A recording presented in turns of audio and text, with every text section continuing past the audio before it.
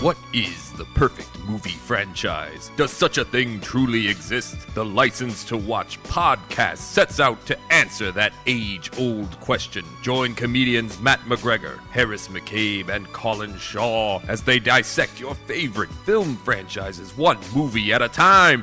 Along for the ride is a different film industry guest for every episode. Listen as the boys play judge, jury, and executioner and decide which of your favorite movie franchises are worthy of a license to watch.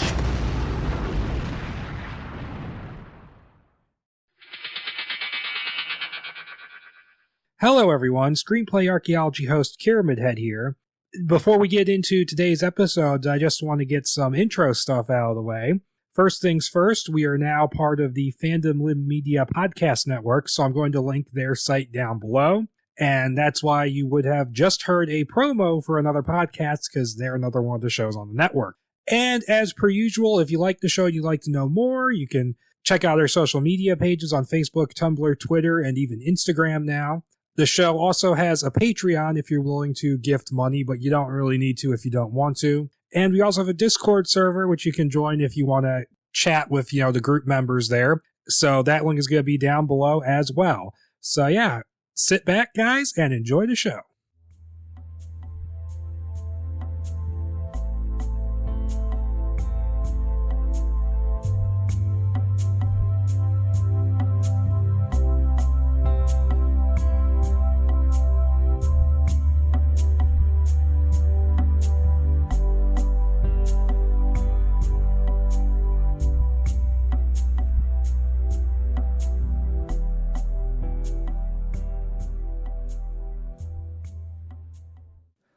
All right, everyone. Hello and welcome to a new episode of the Screenplay Archaeology podcast. I'm your host, KiramidHead.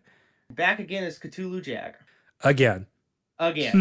And so this is kind of a follow-up episode to one I did almost 5 years ago now, when I did the Conan the Barbarian episode that went on way too long and it was way too broad in scope. And where we did all the unproduced scripts I had at the time. I did all of them. And that kind of had a knock-on effect where it's made Deus Deacon really reluctant to do anything that's not a single script episode, because that just tired him out so much. And it doesn't help that all those scripts are like super long. Yeah, they're all very wordy. But no, we're going back, and the one we're going to look at was a reboot that was attempted at Warner Brothers after the Crown of Iron sequel fell apart.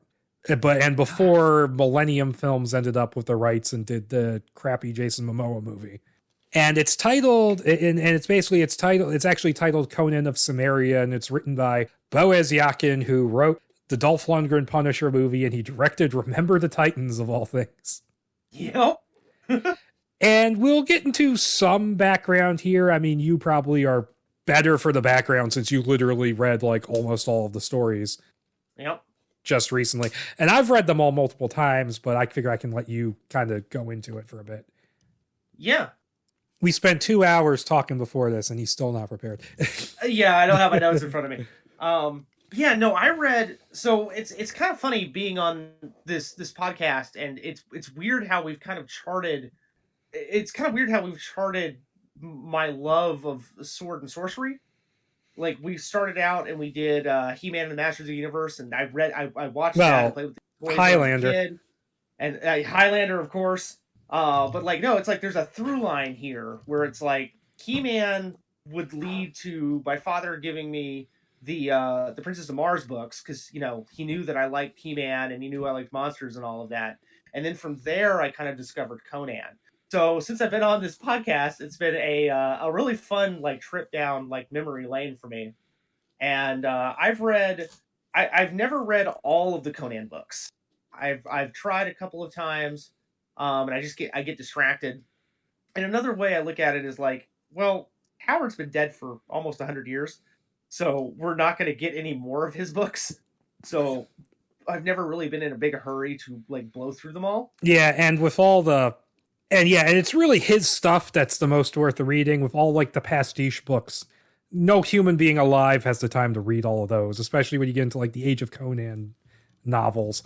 Right. Yeah, and I've heard middling things about the Elsbrag de Camp, like the re-releases from the 70s. Like this stuff that was specifically written by de Camp and Lynn Carter. Yeah, and sometimes I think there were a couple of stories that were written by another guy, but that was before that run of books. That was from the run of books that was done in the 50s. Okay. Bjorn Nyberg, which is a hell of a name. Yeah, it is. But yeah, Robert E. Howard's Conan books are fucking good, man. They're really good. They are really, really good. He was an outstanding writer, and it's cool because like he's what I think he's really good at is like painting a scene. Yes. More so than the stories. Like the stories themselves are fun, but you're not going to get any plot twists with these things. They're not grand epic stories in the sense of like they're not like Tolkien or Game of Thrones or anything like that. Thank God it's not like Game of Thrones. Yeah. But the settings that he paints and the worlds that he created is just, it's unbelievable.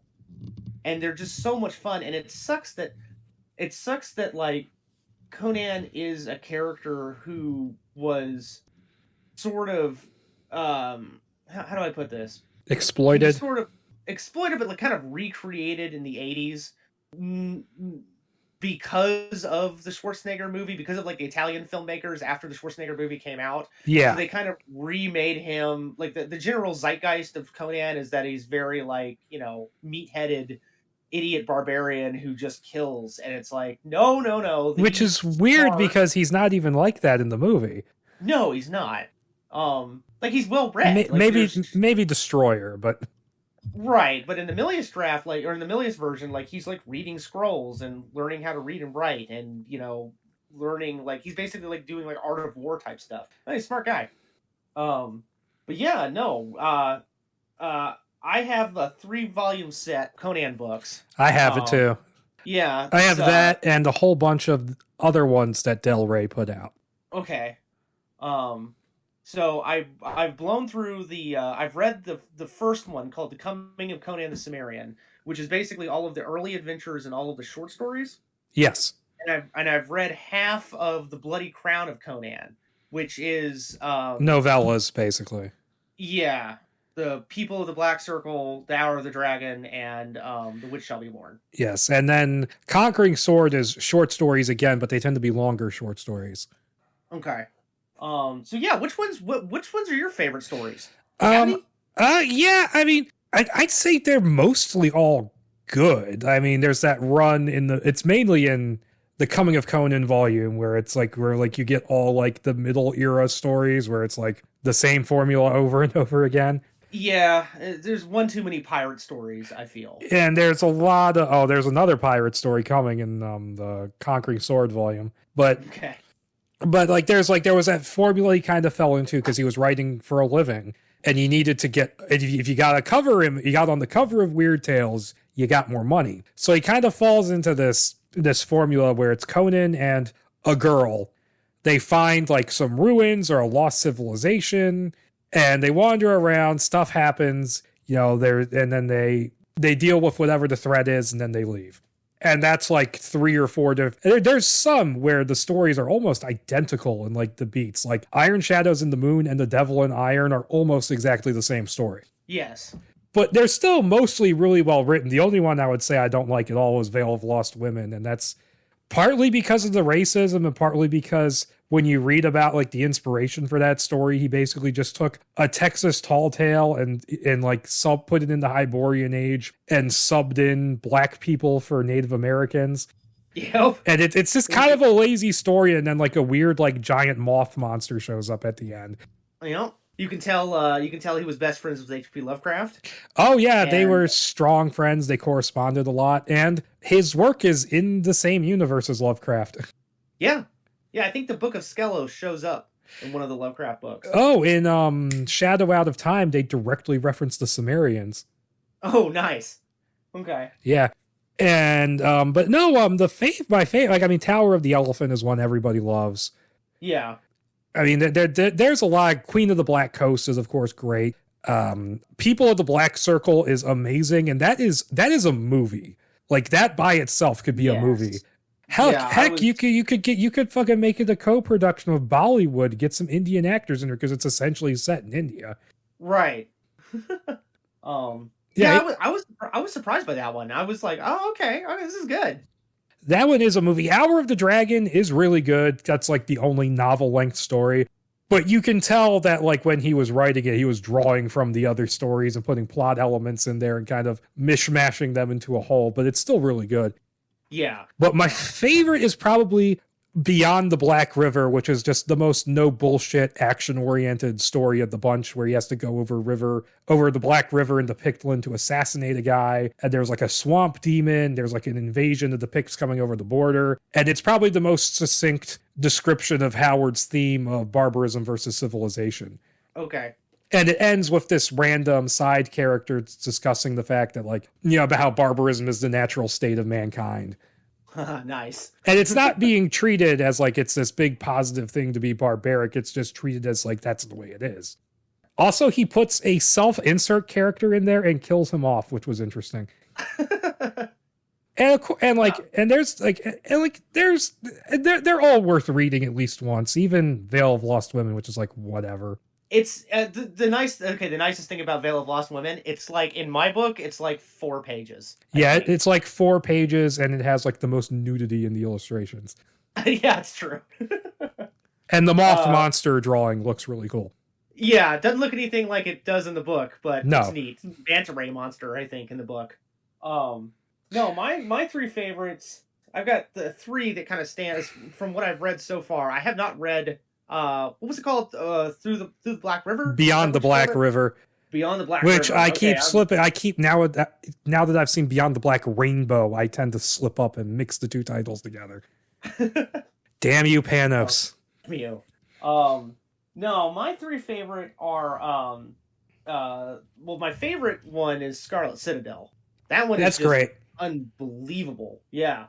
Yeah, I mean that's when he really leans into the horror with that one, I feel. Yeah, when he's going through the tunnels under the Citadel. Yeah. I think some of that is lightly used in this. It is. We will talk about one of the creatures from that book. Yeah, I was pretty sure that was it. Yeah. Yeah, because I think it's adapted in Savage Sword of Conan, and they actually...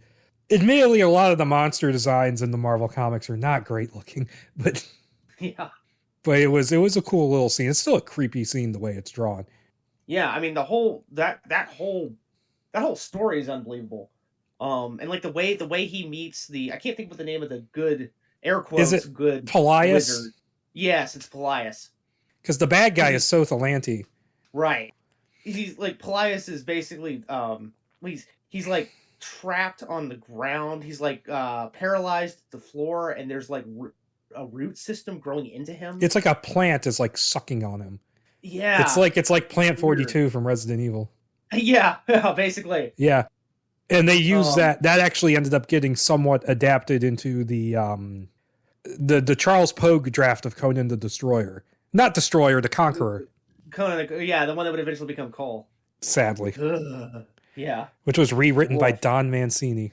And my other 2, like Scarlet Citadel kind of stands above all the other ones. That one is my favorite. But the other 2 that I hold in really high regard are the Black Colossus. And, that's good. That is good. Yeah. And the God in the Bowl, which is kind of a weird choice. Yeah, that's really interesting because a lot of people don't really bring that one up as a favorite. But that's cool. It's like a murder mystery story. Right. That's why I like that one. It's really different from the other ones because when you're reading these things, it's like, okay, is it going to be Conan being a pirate? Is it going to be Conan being like a war chief? Is it going to be Conan being just like a pure thief? And I've found he's a bystander in that story. I thought he was a thief in that one. He's a thief, but he's a bystander who gets caught up in the murder mystery because they think he did it. Yeah. And I find that his thievery stories are usually my favorite. His rogue stories are usually my favorites. Yes, and I want to give a shout out to another sort of lesser known one, which is called, it has like 3 different titles depending on the collection you read it in. But Howard's apparently preferred title was The Servants of Bit Yawkin, where it's basically Conan doing Indiana Jones / Uncharted in a lost city trying to steal a treasure. Oh, that's awesome. Okay. And it's basically That's him being wily and just deceiving the fuck out of this kingdom. And it even does the save the treasure, save the girl thing at the end too. Oh my god. Okay. All right. That's awesome.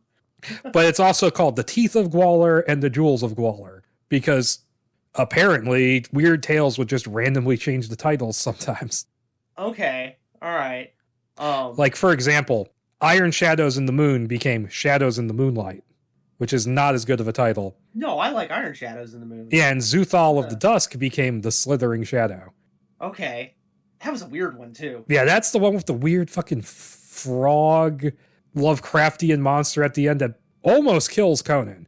Right. Except he gets to, the mana refill fountain at the end. That's totally what that is. It's a mana refill post from an RPG. But yeah. But I actually had 2 quick passages I wanted to read just because I was reading through these and I was like, oh, I gotta read these out because these are awesome. This really gives you an idea. We're talking about Howard. It really gives you kind of an idea of what kind of a writer he was. And the first one is from the Scarlet Citadel.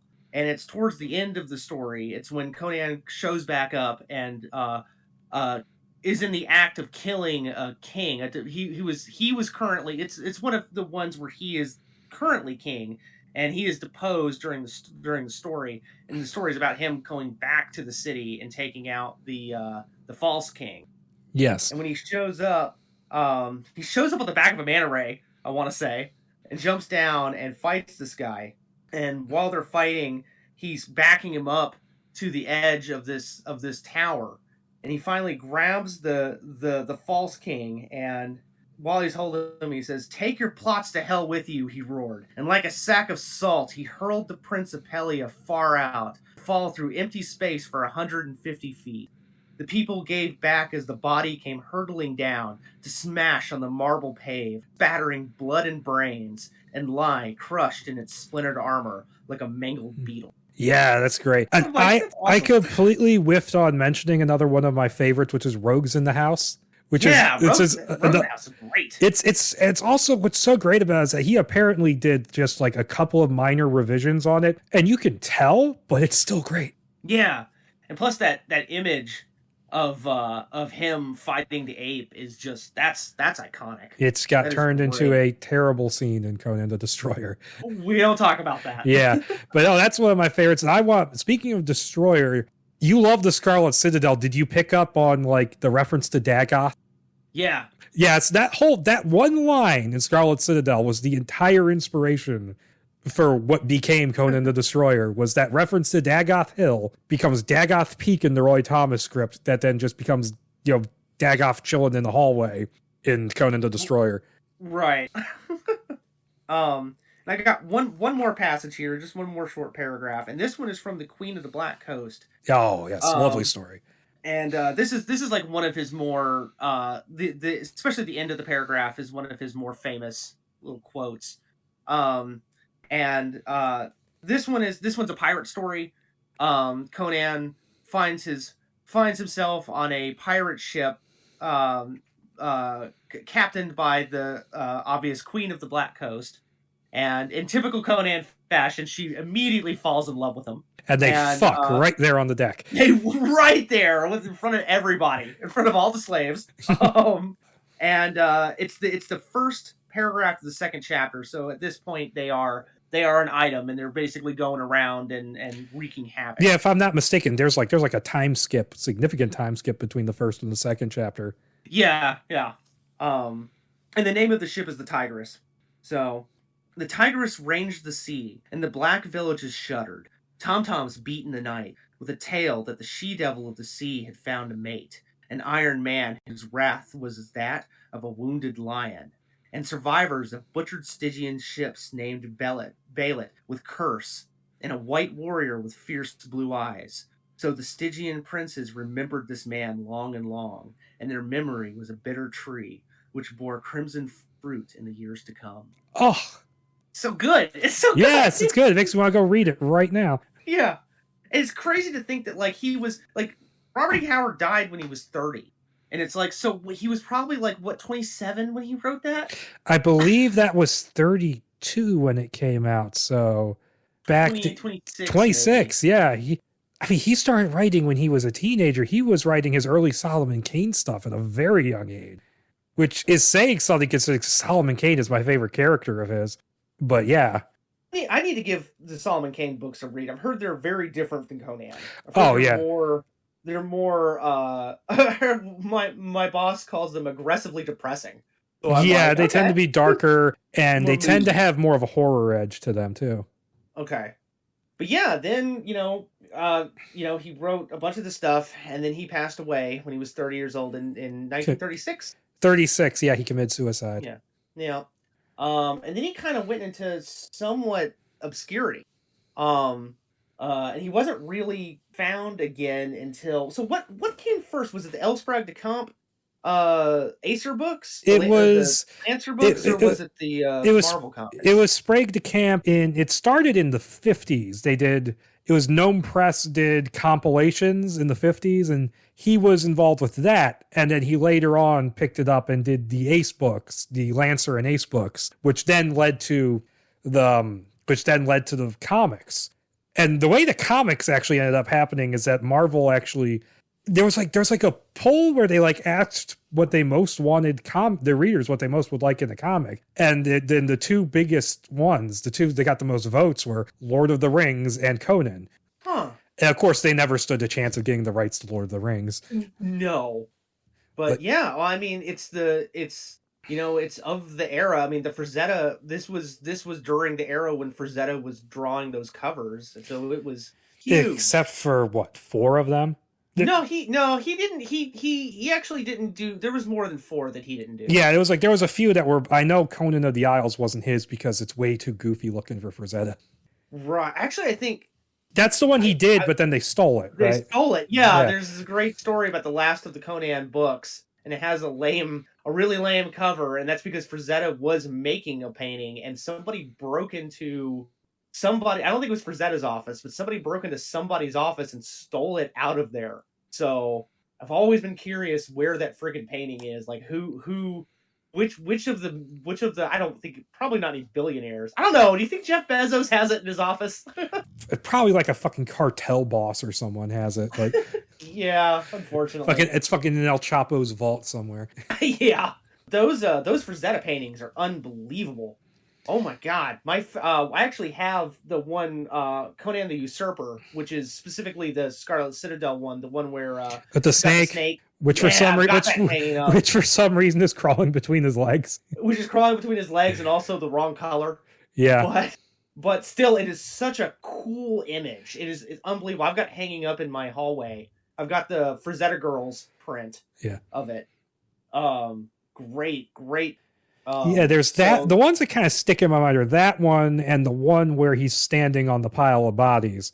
That's the one that's on the cover for Crown of Iron. Yeah. And I remember his Conan the Conqueror cover because Conan has the doofiest looking expression on his face. Is that the one where he's on the horse? Yeah, I think that's the one where he's on the horse and he's got his arms spread out and he's going, oh! The look on the horse's face, it's just like, oh god. I'm like, that's like if Ralph Bakshi did a Conan movie. Yeah. I like the one for Rogues in the House. Oh yeah, that's a great painting. Yeah, with the ape, that's like the signature Frazetta one, I think. Yeah. Because that whole ape man character is like a whole trope called the Frazetta Man. Is it really? Yeah. Okay. But yeah, so you had that huge surge of popularity from the Lancers, which then moved over to Ace, and then eventually you had the Berkeley paperbacks, which kind of continued the series. But you had the Marvel comics, which I've only really read a decent chunk of the early Savage Sword issues. What's crazy to me is that Marvel had the Conan comic rights for way longer than you would assume. They had them until 1995. Yeah. And I have a little anecdote I think is really funny, is because I've been trying to read all the Punisher stuff. Okay. And in one of the Punisher annuals from his old ongoing, the main story is it's Punisher and Moon Knight trying to get this snake crown that's part of this cult. And then there's a background story where the same crown is involved and it's Conan fighting Thothamon. Huh. Okay. I was like, I wasn't expecting Conan to show up in this Punisher annual, but that's cool, I guess. Yeah, he was the Conan mythos plays heavily in a fairly popular summer event that Marvel did back in the late 80s called The Rise of Atlantis. And that was kind of the first time that not the very first time, but that was like the first time that the big leagues the big league Marvel characters like Spider-Man and Captain America and Iron Man, like the big guys, kind of learned about the Hyborian Age and all of that. It's a fun little read. Yeah. And I love the what if issue where what if Conan was transported to modern day Marvel, with modern day Marvel being like the late 70s Marvel, and he becomes a pimp. Yeah. That's so perfect. Yeah. And I want to say it ends with him stealing Mary Jane from Peter Parker. Yeah. Or something I want to, like, there's something like that where it's like Mary Jane is she is a direct descendant of Red Sonja or something like it's something. That's weird. I remember it involves Mary Jane, and I'm just like, this is great. You say it's weird. I was like, I love that issue. It's like, this is great. Well, I mean, it's a what if. It's supposed to be weird. Yeah. But yeah, no, I love Savage Sword of Conan. That is a great comic, and that boy, they were racy. I made the mistake of like trying to collect all of them. Once you get much past volume 4 or 5, it goes sharply downhill. Yeah, there's a cutoff point with it. But while it lasts, though, it's great. I could never really get into the mainline Conan series, though, for a couple of different reasons. Number one, I just wasn't a fan of colorized. Like, I think that was it Barry Windsor Smith who was doing the drawings? Yeah, he also does he also did some Savage Sword. Yeah, he did the first couple of issues. I love his work, but I wasn't a big fan of his work when it was colored. It's just weird like that. I think it works better when it's black and white. Unless we're talking Weapon X, which is amazing. But the other problem that I had was I have a fair number of those issues, but I never had them in order.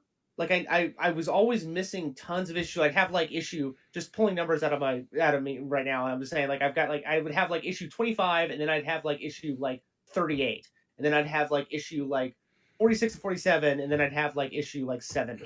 So I was never able, and Conan was like there was this fairly strong continuity going on there. Yeah. And I would try to read them, and I'd be like, I don't know. And what really sucked is like, I always felt like I had the final issue of a certain arc, like whatever arc it happened to be on, I had the final issue. So it was like, I don't know who any of these people are. Like I never got the beginnings of these stories. So I never really got into the Marvel Conan, the mainline series. Yeah. But yeah, all of this kind of propelled Conan into the big leagues there, and that kind of leads us into the movies. Yeah. And the movie, I don't really want to say too much about the movie because I've talked about it ad nauseum. It's my favorite Schwarzenegger movie. Okay. It's my favorite fantasy movie. Yes. And it's just all around great. Like there's one, I would even say people make fun of the acting. I'd say it's well acted. There's one line reading Sandal Bergman has, which is, it's a bad line that nobody can make it sound good when she's dying. But other than that, the movie's fantastic all around. I can't think of too many problems with it. No. The only problem I have with the movie is the snake itself. And I've heard through the grapevine, I've heard secondhand source from almost a decade ago, so I'm probably getting this a little wrong. But from what I understand, so like if you watch the movie, like James Earl Jones, the transformation sequence when he turns into a snake looks really good. I mean, it doesn't look as good as like American Werewolf in London, but it does look pretty good. And that in between shot where he is like half man, half snake, that's some rock solid like makeup effects and sculpting work on that mask. And the effect of his face pushing out is always just skin crawling. Yeah. But the giant snake itself is like clearly like a rubber blow up snake. Like you can see it bend and it looks really bad. Which snake are we talking about here? The big one. The one in the pit? Yeah. The one that is. So from what I understand, it was supposed to be that shot, the Conan the Usurper shot that I talked about earlier. Like he wanted that specific shot for the movie, and they actually were trying to get a more I guess realistic snake animatronic. like kind of like a cross between like animatronic and a puppet. And all Yeah, of that. well, yes, And it was a Dino production, and right. What happened was it either wasn't finished or it broke, and I want to say it broke. Like it actually like ripped or something, and it was because of where they were filming. They just couldn't. They didn't have the money or the budget or the time to do it again. So they contacted a secondary special effects company who basically whipped up that balloon. Clearly, you know. honestly, it never looked that bad to me. It only starts to kind of break the illusion when Conan's actually like wrestling and the head's like very slowly going back and forth. Yeah. So that's kind of rough. But the movie itself is great, and I agree with you pretty much 100%. I don't know if it's my favorite fucking Schwarzenegger movie. Terminator 2 is really good, man. Terminator 2 is my number 2. Ooh, yeah. I don't know. Sometimes my number 2 is a tie between Terminator 1 and 2. That's fair. Yeah. But no. That is a tall order. What the film really gets is it gets the style and just the whole feel of the world of Robert E. Howard down perfectly. Like, I feel like Milius is the kind of guy who understands that sort of thing. Yeah. Even if he fudged some of the details, which is like a whole other conversation. Well, like, does it really matter, though? Like, I've heard that from people who are, like, really hardcore Conan fans. Like, oh, they don't like the Milius movie because it gets things wrong. And I'm like, yeah, but it's so fucking good. And broad strokes, it is perfect. And I know a lot of people in the writing camp who are working on the books considered the camp something of a sellout for being so supportive of it. Right. And writing the novel it's really funny because Lynn Carter dinged him pretty hard for writing the novelization, which the camp was nice enough to give him credit on, even though he didn't write it. In fact, neither of them actually wrote it, is my understanding, is that the camp's wife ghost wrote it. Yeah. Huh. Okay. I might have to give that a read one day. Just be curious to see how it plays out. I know he tries to like draw some connections, like he makes Thulsa Doom into one of the Serpent Men from the Cull stories. Okay. Well, that is totally Cull where Conan gets the sword from, though, right? No, it's not. It's just King. It's not supposed to be Cull. It's not supposed to be Cull. See, I always thought it was. It just always kind of made sense to me. But all right, fair enough. But yeah, and one last thing I gotta mention, because I would be remiss if I did not mention it. Basil de Poderi's score for that movie is the best movie score ever made. Fuck you, I'm right. I've got it on my iPod. Yep, that was my workout music for years. So yeah, then that movie was a big success, but apparently it wasn't successful enough for Dino, who decided the sequel had to be PG, which is still pretty rough for a PG. But it was 80s PG. Yeah, Destroyer it's a movie when I was a kid, I liked it more. Then I kind of went away from Conan, discovered Barbarian later, and then didn't really remember Destroyer and watched it and went, what the fuck did they do?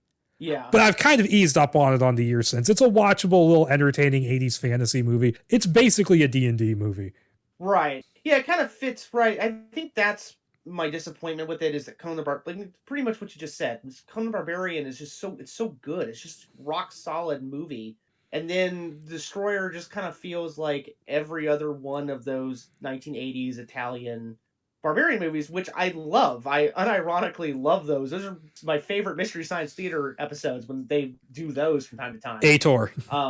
Yeah, Tor. Deathstalker. Specifically Deathstalker 2. That movie's great. But it's just such a bump down from the first movie that I don't know, I just can't. I mean, I appreciate the fact that people do like it, but it's just not my thing. Yeah, and so they were going to do a third movie right after that, but they kept having to rewrite it. They're bringing in Carl Edward Wagner, who wrote one of the Conan novels, and he wrote 3 distinct versions because they kept having less and less money because Dune was such a financial flop. And so that never happened. And then they tried to do it again later in the early 90s, but they couldn't get Arnold, so they made it into Kull the Conqueror, which was the... Yeah, Arnold was too busy being the biggest movie star on the planet. So, and I think he just didn't want to do anything with De Laurentiis, because he did Red Sonja and something else back to back just to get out of his contract. Yeah. I don't know what the other one is, but I do know Red Sonja. It was either Destroyer or Raw Deal. But yeah, Raw Deal is that Arnold movie no one remembers. Yep. And so that happened, and that movie was bad. And then eventually, we got to Crown of Iron, which was something that happened because the Wachowski siblings basically made Warner Brothers all the money in the world off The Matrix. And they said, is there anything you'd want to do? And they said, we'd like to do Conan. And so they got John Milius back. They were working on the Crown of Iron script. All kinds of shit seemed to go down there where it was like it was just about to happen, but they never got the green light because like the Wachowskis kept wanting Milius to change things, and then they got burned out making the Matrix sequels, so they left. Arnold left in the middle of this, and Milius tried to keep it going. Like he wanted Triple H to take his place, I think. Yeah, weird little tangent, short little tangent about that. Years ago, right about this time, I went over to a buddy's house who was really big into pro wrestling. And I went over there to watch WrestleMania with them because it was like, yeah, sure, I'll go over to your house and watch WrestleMania, sure. And Triple H was the main event fight against, I think, John Cena. And that was the year that they had various special openings to each wrestler when they came out. And John Cena's was like, he came out like as a gangster, like a 1930s gangster type with the fake Tommy guns and stuff. Oh, God. But Triple H it was terrible. But Triple H came out like Conan. Like he came out, like they had like the floor opened up and he came out on the throne, like at the end of the first movie. And I think he's even posed like Arnold was, and he picks up an axe and he's wearing like this badass helmet. And I was like, I don't want to see him be Conan, but this is kind of cool. Well, I think he was going to be in it when Schwarzenegger was in. He was supposed to play one of the bad guys. Okay. It was him and it was Connery was the main villain. It was him, and China was supposed to be in it as well. That didn't surprise me. And so that ended up, so Milius ended up leaving too after a while. And then there was a period where Robert Rodriguez was involved. He apparently did his own rewrite of Crown of Iron, but he had such a busy schedule, they couldn't fit him. He couldn't fit it in. So that ended up falling apart. And that's where this script comes in, because Warner Brothers still had the rights. They still wanted to do the movie. So they bring in Boaz Yawkin to write this script. Now the script is essentially, to give you a bit of a summary, this is 2006 when this is written. And it's essentially like a mishmash of different Conan stories all put together. And so it's him coming down from the north, seeing civilization for the first time. And the whole conflict is that there's this guy called the Red Priest who is essentially trying to conquer the world and bring his magic down on everybody. And the implication that he wants to kill the whole world is the implication. Yeah. Like he just wants to wipe out humanity. And so Conan gets caught up in that. Well, was it that he wants to wipe out humanity, or is it that he just wants to rule? Well, it seems like he seems to have a disdain for humanity. So maybe dominate them, or he could wipe them out. I don't know. Fair enough. Or maybe I'm confusing it with that Oliver Stone script where that is the end game. Yeah. We get these weird ass mutants to eat everybody. Yeah. But okay, so going into the script, it's dated, and it's one of those weird scripts where the script itself isn't dated, but someone came in with a pen and wrote the date on it later. Yeah, I noticed that. I've only seen that happen a couple of other times. But the title is Conan of Cimmeria, which I'd like to point this out for a minute. That's very much an interesting way of just going, like, we're separating ourselves from the other movies and even from the previous iterations. Like, the title itself is sort of making it its own beast, whereas the Momoa movie using the Barbarian title just kind of showed up the fact that it was like half a crappy remake. Right. Yeah, and so Boaz Yawkin is a guy who had gotten a lot of cachet from doing Remember the Titans, and he had kind of been in talks with Warner Brothers before this to do Batman Beyond, but that fell apart because, from what I understand, he wanted an R rating. Yeah, would not have gotten. He wanted like F-bombs and stuff there. We're apparently getting an R-rated Batman movie now. Is it going to be R-rated? So it's what I've been hearing. Holy shit. Okay, all right. So yeah, so he does this in 2006, and it says based on the works of Robert E. Howard, which it really is. It's based on multiple works. It is. Nope. And so to get into it, it opens, as you do, on a field of dead bodies in the snow, recently slain in battle, as a voiceover, and it's the classic No Prince, the opening of Phoenix on the Sword. He introduces the Hyborian Age, and the cruel reign of Nabonidus the Red, this is a misspelled name of a character from Rogues in the House. Right. Who is Nabonidus, but now it's become Nabonidus because he transposed the two consonants. Yeah. who is the priest of the god Mitra, who is using magic and great armies to subjugate all the kingdoms and force them to take up the worship of his god. And his influence has even spread to the far north in Vanaheim, where we meet Conan of Cimmeria, who's the only survivor in Aesir warband, as he fights off Heimdall and his remaining Vanir warriors. Now, the Aesir and the Vanir are basically the ancestors of the Vikings. Right. And the beginning of the myth of, the Aesir and the Vanir in Norse mythology. And so Conan fights fiercely against them, and he kills 3 of them in like an instant. Yep. And go ahead. Man, he starts an avalanche. The fighting causes an avalanche. Yeah, that's pretty cool. And he's fighting Heimdall and the remaining warrior as they're swept down the mountainside. So they're fighting as they're rolling down. Right. And the warrior, who's nameless, breaks his back on a rock. And then Conan fights Heimdall to death, bashing his head in repeatedly with an axe. And I think it just describes the blood spraying out onto the snow. Cleaves his head to the teeth. To use a Howardism. Yeah, the classic Lamort Darthur kill shot. Yep.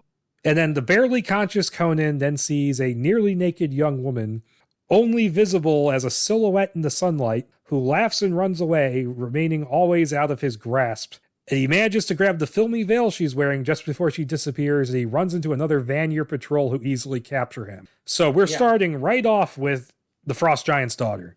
Without the Frost Giants. Yeah. I was a little disappointed, but it's, I guess, just brevity is fine. It's for the plot reason for what's happening here. Yeah. It can't be any worse than the modern Marvel Conan comics, where they redid this for the modern ones. And instead of having frost giants at the end, they have polar bears. And I'm just like, oh, that's such a cop-out. John Peters. Yeah, really. The fiercest killers in the animal kingdom. Yep. But so Conan is soon brought to the banquet hall of the Vanir chief Balder, where he is tied up and repeatedly beaten by the widows of the men killed in the battle. And one of the women is about to slice off one of her own fingers as a sacrifice to her dead husband in Valhalla, but is interrupted by a priest of Mitra who is the representative of Nabonidus. And he chides them for continuing to follow the old gods, and Balder simply chops his head off, saying he'll report that the priest was killed in battle. I'm like, I don't think Nabonidus' plan is really working. At least not this far north. And he then turns to Conan, wanting to know his name, but the Sumerian stays silent. And then one of the Vanir warriors mentions that his dying brother, mentioned his name in his last breath. And Balder knows of him, saying that Conan was called the Lion of Venarium, which was this big battle the Sumerians fought in, which is a Howard thing, but we'll talk about that a bit later. Yeah. And that his own chief is offering 1/8 of his wealth and his youngest daughter in marriage to whoever sends back Conan's head. And they ask him why, but Conan won't say anything. And he says, Balder, you're just a dog in the service of the Red Priest. And Balder's like, normally I'd be happy to collect the bounty, but he recognizes the veil Conan grabbed hold of as no human fabric. And his bone readers say that Atali, daughter of their god Ymir, led him here, and he believes Conan was chosen by the gods for something as the veil dissolves into smoke. See a bit of folklore there. Yep. And so then Balder has his men take Conan to the border and sell him to Nabonidus as slavers, figuring he'll do some damage to them. He knows Conan's not going to stay enslaved for very long. Yeah, this is kind of a wink moment. I'll make the next couple of weeks of your life hell. And so we cut to Conan chained up on a Zamoran slave galley on the Vilayet Sea, which is like a big supersized version of the Caspian Sea. And is this? I was going to ask. Is this the first time that we get those scene transitions? We may have, yeah. Okay, there's one coming up that I guess I'll talk about. Yeah, when he jumps off the boat. When he jumps off the boat, yeah. Yeah, and he's chained on a bench alongside the half-mad Maldives, who points in the direction of Zamora, mentioning the city of Shadazar and the Tower of the Elephant, where the jewel called the Heart of the Elephant lies, which is said to carry the power of the Red Priest. And there's a prophecy that anyone who carries that will win the throne. And then their Hyperborean taskmaster viciously beats Maldives in the face, breaking his teeth, and Conan's silently enraged about it. Yeah, a little bit different here. They're obviously referencing Tower of the Elephant. Yeah. But in the story, in the actual book, in the book it's just a jewel. Yeah. That's all they're going after. There is no legend of the I like the addition of that. I think that works. But here's kind of a weird pull. The actual in the script it's Arjun, or no in the book the name of the city that the Tower Elephant is in is called Arjun. Arenjin. Arenjin. Okay. Yeah. Well, you know. I don't remember the city having a name in the book. It is. And it's not Shadazar. There's kind of conflicting. I looked this up because I was like, because they mentioned that in the book, Arjun is named as the capital of Zamora, but in this, Shadazar is, and I'm like, okay, well, what is it? I looked it up, and like according to the Conan wiki, it kind of goes back and forth. But Shadazar is actually a city in the mythology, but not from Howard. It was a city that was created by Robert Jordan, the guy who would go on to write the Wheel of Time book. Oh, I didn't know that because I knew Shadazar came up and stuff. Yeah. And it was in Zamora. But yeah, it comes from according to the wiki, it comes from the Robert Jordan stories. That's interesting. You learn things. I guess yeah. You know, I guess since he created it's a town where there's lots of skirt smoothing and braid tugging. Yeah, really. Okay, and so that night, the galley has dropped anchor due to a storm, and Maldives has died. I guess all his life force was kept in his teeth. And Conan breaks his dead foot and slides him out of the shackle, using the metal to saw at his own chain. And he strains to break the area he sawed, and he breaks it, but he falls into the sleeping slaves as he does so. And the Taskmaster wakes during the commotion, only for Conan to strangle him to death before leaping off the galley and into the sea, swimming for the coast. And so there's like a transition where he jumps into the sea and then cuts to his feet coming down in a stream that he crosses. Yeah, and the script is full of this, and I love it. I love reading. This is why I really like reading scripts that are written by writer-directors, because there's a lot of like camera movement and like scene-to-scene transitions written into scripts like this. And I was just on board when I read that. I think when I read that was when I was like really on board with the script. And there's a couple of more. There's one other one later on in the script that I'll point out when we get there that I think is really cool. Yeah, I don't think I specifically noted down any others. Okay, there is one more. I'll point it out. I know there's more. I just stopped taking notes of that stuff after a while. And so he's crossing the stream, running from a wolf pack, and he fights some of them off, but there are too many, so he hides in a crevice he finds in a cliff face. And so Conan notices that the wolves won't follow him in there, and feeling a breeze at his back, he follows the crevice and lights a torch, finding himself inside an ancient crypt with bas-reliefs on the walls, and an old withered corpse sitting on a throne in an alcove, a broadsword in its hand. And Conan initially, is trying to avoid approaching the corpse, he's being a very, superstitious, it's showing his fear of magic and the supernatural, which Conan the Destroyer brings up and then never actually... It doesn't seem like he is in the movie. They just bring it up once. Right. But the wolves are still outside, and finding no other exit, he cautiously walks up to it, places his torch in a crack in the wall, and grabs the weapon. And the corpse's hand moves, and its head lolls over, its helmet falling off of a crash. And Conan steps outside the crypt, and the wolves suddenly run away. And that's when Conan is grabbed by a pair of hands and pulled back into the crypt. He finds himself under attack from the corpse, which has gotten up, thinking it still has the sword in its hand. And Conan just runs the sword through its chest, kicks it into the torch, and the flames put it down for good. Now, this comes from a DeCamp story, a DeCamp and Lynn Carter story called The Thing in the Crypt. Oh, is this where this comes from? Okay. Yes, where he escapes from... Because they introduced the idea of Conan being enslaved by the Hyperboreans, and he escapes, runs south, finds the tomb, and he fights the zombie. And so Milius drew from that, he just cut the zombie out, which I think that's for the best, because I love how that scene plays out in that movie. Yes. It's one of the most perfect scenes in the movie. But if you're going to redo that storyline in another movie, you might as well do it a different way. Now, I got a question about that since you have have you read that story? No, I haven't. I just know about it. Okay, all right. Because I know that according to the Dark Horse comics, the Hyperboreans were portrayed as being not human. They were kind of like what you think of when you think of like an X-Files alien, like a gray alien. Oh no. Very tall. I was just curious if that's where Dark Horse pulled from. I don't know where they got that from. From what I understand, they're mainly just sorcerers.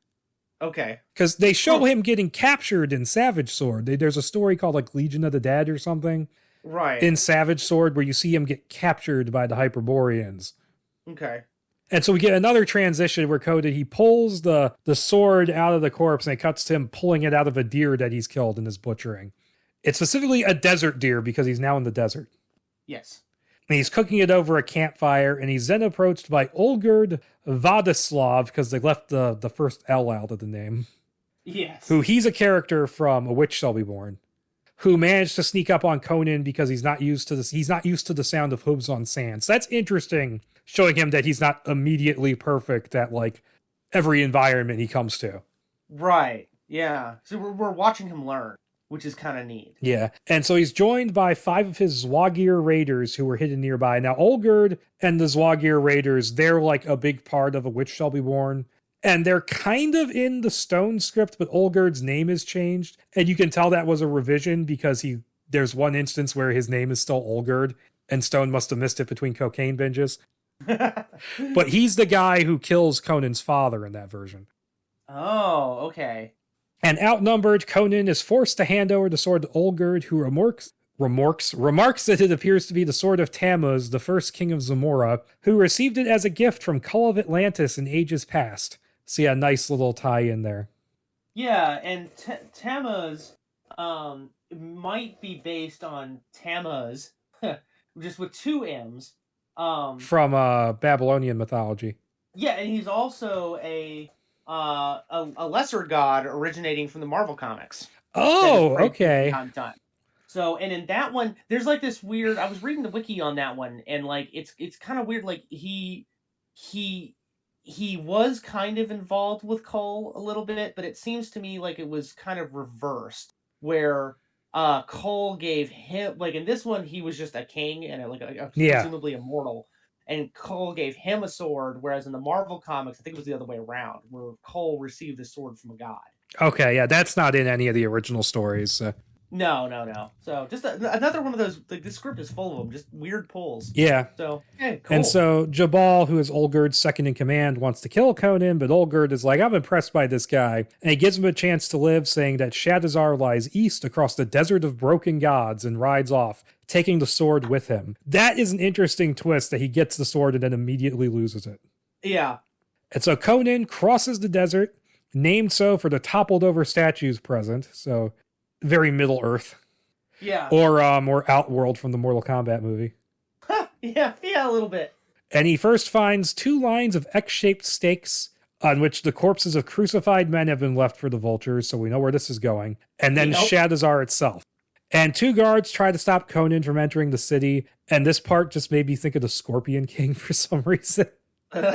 Okay. Because he tries to enter the city and gets asked what his businesses are. Basically what he does is he has this horse thief sidekick. He knocks him out and then just gets in by saying, oh, I'm here to collect the bounty. But they get distracted by a thief on the run who climbs a nearby building. And Conan stops one of the guards from killing the thief with a spear and is in turn saved by another man who hits the guard with a rock from atop a different building and beckons Conan to join him. The Sumerian quickly and effortlessly makes the climb, where he is met by Burgoon, a Gunderman thief, and his mute accomplice, the Rat, the one Conan just saved. And they elect to continue their conversation after they escape the guards, and soon do so, heading for the neighborhood known as the Maze. Now, the Maze is from Rogues in the House, which is set in a different place again, so they're combining different settings from the stories. Yeah. And Burgoon, is however you say it. Oh, yeah, he is? He's from the Marvel comics, and I remember him. He was the issues that I had with him in it. He was one of Conan's buddies. He was just like in this. He was a thief. A little bit later in the script, we get a backstory for him, and that is accurate to the comic. That is okay. One exactly what happened. Now the Rat I looked into a little bit too to see, because I didn't remember him having like a sidekick in the comic. But apparently he did from time to time, but I don't have these comics, so I don't. And I tried to do a Google image search just to see if there was any comparison to be made for the Rat. But I couldn't find any pictures. Okay. But apparently along the way, Bergen had a sidekick named Egon. So that might be where he's pulling for this. Sorry. Not spelled the same as the Ghostbusters. Oh, okay. I was going to say. Does he collect spores, molds, and fungus? Yeah. But okay. And also, interesting to use the maze here, because I know in Savage Sword, like the like the seedy neighborhood where the thieves all hang out is called the Mall. Right. And so Bergen, or whatever his name is, explains they didn't kill the guard because doing so would end up with a random score of men hanging on the racks outside the city. And Conan is like, well, who makes these laws? And right as he says that, like, so conveniently, a mounted procession rides by, led by the pale Yara, the local priest of Mitra and second only to Nabonidus, and the fat Barbanto, the local magistrate. And everyone in the street bows before Yara except for Conan, who is noticed by Barbanto, but he ignores the Sumerian and keeps riding. So yes, we're getting a little Tower of the Elephant here, because Yara was the sorcerer in that, and was also used as the name for the sorcerer in the Roy Thomas draft of Destroyer. Yeah. And I'm gonna wait. I have some notes here on Fatama, but there's a section in the script coming up where you spend a little bit more time with her. So I will talk about her then. Yeah. Because she's one of those characters who comes back, and it's like, oh, she comes back? Yep, she's one of the main characters. Yeah, and so in exchange for their help earlier, Bergen and the rat rope Conan into helping with the heist. Lady Fatima, or however you say it, she was the cousin to the deposed Queen of Zawara and lover of Balthazar the Hawk, the city's military governor, and she's said to be so beautiful 100 nobles have dueled to the death over her. Like, okay. No one's that beautiful, but okay. We'll be visiting the most perverse brothels in the maze because she's a hoe. And they want Conan to help them rob her without killing anyone. It will be his job to take care of her eunuch guard, Jumal. And soon enough, the rat subdues her drivers while Conan is left a pill of Jumal, who's like way bigger and more muscular than he was told. Yeah. This is a very drawn out scene where he's just trying to fight this guy and he just keeps popping back up. It's actually really funny.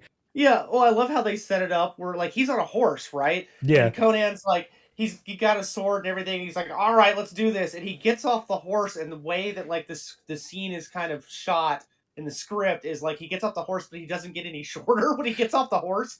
So, like, I can see the camera being behind him and just Conan being like, ah, shit. It's like how tall in Destroyer Wilt Chamberlain is compared to Arnold, and Arnold's not a short guy, but he only comes up to like the chest on him. Right.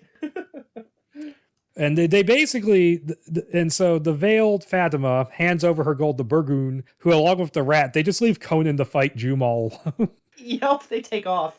And so Conan eventually knocks the eunuch out, stops at the carriage, and like he tears off Fatima's veil, and he's like, not bad, but I wouldn't fight a duel for you. And so she scratches him, and then he steals her necklace before rejoining his fellow thieves on the rooftops who have just been watching this whole time and presumably laughing their asses off. And the rat then then things get a little dramatic because the rat puts a knife to Conan's side, and now we get Burgon's backstory about how he was stationed at Venarium 3 years prior when the Red Priest's army, they pushed into the northern lands into Cimmeria, and it was overrun by a horde of Cimmerians, and he watched, trapped underneath a door as the younger Conan led the charge, killing many of his friends in the process. But he says, time and distance have allowed me to let that go. Sometimes enemies become friends. And so the rat puts his knife away, and Burgon hands Conan the sword he pilfered from the driver. And that's from the comics, you said. That's from the comics. That is exactly how it goes down in the comics. Burgon is a little bit more of a reoccurring villain in the comics. He's around for a while. I kind of want to read these now. I kind of want to read the mainline book now. Yeah. He's around for a while. He's kind of like a reoccurring secondary like a goof antagonist. Yeah, because it seems like where he's always, from what I was reading about him, it's like he's always on the cusp of like it's funny because like it seems like he's always on the cusp of like giving it up and being like, well, I met this beautiful woman and I've got this good stuff going my way and I think I'm just gonna like hang it up. And then he sees Conan run by and he's like, yeah, and he grabs the sword, chases after him. I've seen characters like that in other things. It's a little bit like, it kind of reminds me of Black Manta a little bit, like a more inept Black Manta. Black Manta from like the Silver Age, where his origin story was that he was evil because autism. Oh, right. No. He told Aquaman he was evil because autism. And he went, nah, I'm just evil anyways, because Aquaman goes out of his way to find a cure. But okay. Aquaman cures autism. The Predators would be pissed. Yeah. But no, so Venarium it's one of those things that's like maybe I think Howard talked about it more in his correspondence than he did in the actual stories. But the idea is that there it was the Aquilonians tried to push their colonial ambitions further north, and then their city just got sacked by the Cimmerians and they backed off. Nice. And Conan actually was there as a youth. Okay. And it had nothing to do with the Red Priest, because in Rogues in the House, Nabonidus is just he's not even really a sorcerer. He's just got some good technology, and he's a political power player. Yeah. And he's got like booby traps in his house and stuff like that. I was gonna get to him when he starts actually showing up. But but we can talk about it more. Okay. Later. But no, he's not like trying to conquer the world or anything. No. Of course. And so they retire to a tavern where they drink at a table of several other thieves, including one named Mithras. It's weird that there's a guy named Mithras and a god named Mitra, because they're the same name. Yeah. Mithras was the Roman name for the Persian god Mitra. So and it's also strange that at the table with them, there's him, and there's Mithras, and then there's a Kothian or a Kothian with them. And in the book, because this is all like this is building up to Tower of the Elephant. Yeah. And in the book, it's the Kothian that has all of Mithras's dialogue, but they gave all of the dialogue to Mithras, but the Kothian is still there, so he's just kind of like a hanger-on in this. It's like you could have cut him. It's fine. Like, he's not. I would have never even, like, anybody who's reading this or was watching the movie would have never known, because I don't think his name was ever actually spoken. Yeah, no. So, sure. Yeah, that is weird that you mentioned, because I forgot the details of that beginning of Tower of the Elephant. And so Mithras, he recently stole a pouch of deadly powder made from the black lotus plant, Stygian the best. And thank God there's not a random cutaway to two guys cutting cocaine on a mirror like Oliver Stone would have. And that weird scene with the fucking bear biting a guy and like.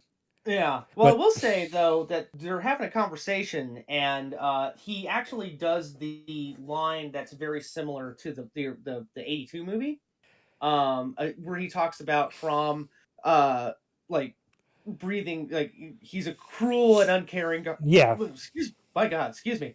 He's a cruel and uncaring god, but he breathes life into man, and what more can a man ask for? That is more or less lifted from the movie, which itself is a line that is basically lifted from Queen of the Black Coast. Yeah, he has a longer speech in Queen of the Black Coast about prom. Right. It's just neat to kind of see it pop back up here. Yep. And so, they're like, you've been talking about this for a week, just use it already. And there's some bragging about their recent thefts, which aren't that great. And they mention Bel, the thieves' god. And Conan rebukes them for not thinking big enough. He's like, hey, why have none of you gone after the heart of the elephant? And Burgun and the rest reply that only Taurus of Nemedia, the so-called prince of thieves, was crazy enough to try, because he was too put off by being the prince and not the king. That's a literal line in this thing. Yeah, and I actually wrote something down about that, too. I'm glad that you brought that up. So in the book, Taurus doesn't actually say that. Like, he is the Prince of Thieves, but I didn't go back and I should have gone back and reread it, but from what I remember, he doesn't actually say anything about it. And I did flip through it to look real quick, but I didn't reread the dialogue. But he doesn't seem upset about it in the book, but in the script it is. And I have to wonder if this is, I mean, like, there's so many references so far. I have to wonder if this is a subtle reference to, hang on, what is that guy's name? Robin Hood, the Prince of Thieves? No, maybe I didn't write it down. A character named Shavantis. Black Colossus, at the beginning. Yeah, who's the King of Thieves. So I have to wonder if this is a really subtle, like a real subtle take on that. That is possible. Yeah. But so basically, he went in and never came back. And they then explain how the outer walls are no issue, but lions guard the gardens, the lower level is filled with armed priests, and the tower's walls are covered with jewels so tightly packed that handhelds are impossible to find. And they say that the prophecy around the jewel is bunk, but it's said to give Yara and the Red Priest, who rules from his castle in Kururan, because they misspelled Kalran, which is another kingdom, which is where A Witch Shall Be Born takes place, the power to look into minds and souls. Also, the tower suddenly appeared overnight, which just adds to its supernatural menace. And Conan picks a fight with Mithras, but it's just a cover to snatch his powder, which he used. And this is like all intercut together, so it's hard to take notes on. But Yeah. He uses it to deal with the lions in the garden before using his Sumerian climbing skills to scale the tower. And so basically he's able to, grasp on the handholds as other people can't, which is consistent with the way the Sumerians are portrayed. Right. And it's a little bit different in this than it is in the book, because in the book he meets Taurus out in the he does. garden. He's kind of like Taurus is kind of like a secondary character in the story, in the actual story. And I think they use a rope to climb up, but I kind of like the idea of him like Spider-Manning himself up there. Spider-Man. Spider-Man. I'm the real Spider-Man. No. And so Conan enters the upper chamber, finding it filled with treasure and the floor covered with webbing and crawling with 6-inch spiders. Ooh. Yeah. He then comes across the webbed up, dried up body of Taurus before getting attacked by a pig-sized, 4-legged spider with nearly human eyes. And Conan has to dodge its webs as well as the smaller spiders, which web first his feet and then his sword to the floor. And he then grabs a chest and hurls it at the spider thing, crushing it against the wall, where it falls to the floor behind another chest. And he does do that in the story. He goes, like the spider kills Taurus there, it bites him and kills him there. And then Conan just goes, I'm not getting close to that thing. Chuck. Yep. He just yeets the chest at the monster. But then things get a little bit different. Yes. The spider's screeches turn to human moans, and Conan finds it has transformed into Yara, who dies from his crushed rib cage. And then the smaller spiders then transform into severed human hands. And Conan, who's just had enough of this shit, grabs his sword and gets out of there. Now, it was just a spider in the story. They've made it Yara for this part.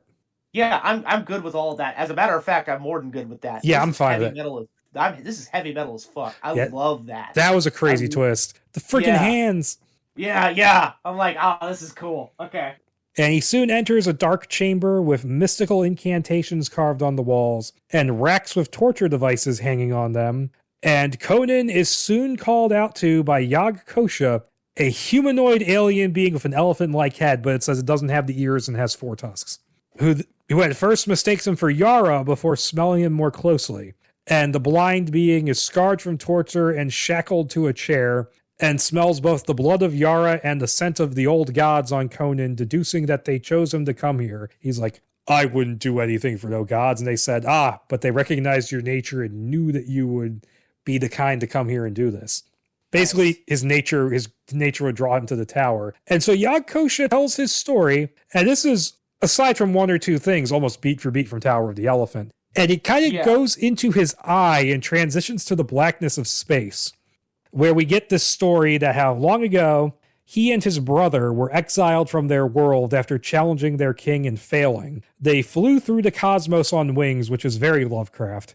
There's multiple beings in Lovecraft who can fly through space on wings. And came to Earth, where they became trapped after their wings fell off. They lived in the jungles and watched man rise to greatness, building kingdoms like Volusia and Atlantis. Now, this seems to imply that Atlantis was like an actual civilization, but Howard's Atlantis was more barbaric. Okay. And his brother grew resentful and tried to dominate mankind, so Yag-Kosha fought with him, hurling him into the center of the earth, which caused the cataclysm that destroyed those previous civilizations. That's a cool little addition that there's an explanation for what happened to the Therian kingdoms. Right. Now, other than the stuff with the brother, which is all new to the script, this is pretty much the story of Yag-Kosha. Yeah, almost word for word. Yeah. And he eventually came to live among the monks of Vendia, but eventually Nabonidus' men came calling, shackling him and blinding him before he even saw the Red Priest, who drained his magic and took it for his own. And Yag-Kosha then begs Conan to kill him and claim his heart, the treasure he came to seek, and give it to the rightful queen of Zamora, making sure the Red Priest doesn't claim it. And it does a transition where it goes into darkness again and then pans over and we're back in the room. Yeah. Cool stuff. It's really neat. I mean, it's one of those scripts where I'm reading it and it's good. It's really good, man. I'm transported into it while I'm reading it, and these scene transitions are great. And I would have loved to have seen them on the big screen. Yep, and so Conan strikes the blow, and as he reaches into the wound, waves of energy surround him and then dissipate. He finds himself back on the streets of Shadazar with a small egg-sized jewel covered in arcane patterns in his hand and watches as the tower collapses in the distance. So it's like a boss in a video game. You kill them and then their house falls apart. Yep. Yeah, really. And so Princess is in another castle. Yep. It's like the ending of Eco. Yeah. Yeah. And so at the castle of Kuran, I can't, the misspelling just kills my tongue. A priest named Doton watches as an eternal flame candle winks out and rushes to tell Nabonidus of this. The red priest is waiting in a room full of dark pools of water and confirms that this means that Yara failed him, and he walks towards Doton across the water when he wishes Mitra's mercy on Yara. And Nabonidus points out that Doton studied under Yara and questions his faith in his leader as a black tentacle snakes up and yanks Doton out of the water. And Nabonidus looks out at the stars and swears that Yog-Kosha won't be able to come back, and more tentacles emerge, surrounding him and pulling him willingly into the pools. Quite the introduction to our villain. Yeah. Yeah, so I guess I'll go ahead and, I mean, you pretty much summed it up when you talked about him earlier, that the name and the Red Priest aspect of it is basically taken from Rosenhaus. But overall, he seems more like the people of the Black Circle. And I can't remember what the name of the main bad guy was in that. I'm trying to remember if he has a name or if he's just the master of Yimsha. I think that's what it is. I met the master. I've got the book in my hand. Yeah, I'm just seeing it. I'm just seeing him referred to as the master. So it seems like the name and the Red Priest is more just kind of like a neat little reference, but it's much closer to the people of the Black Circle, which is neat because that book, that story's heavy metal. So cool. Yeah, that story is just, I mean, that could be a movie by itself. Yeah. And indeed, okay, that's why I won't spoil it yet for the people who don't know what's coming. Did you see where they were going with Nabonidus from the beginning? I did not, but I wasn't really looking for it. Oh, okay.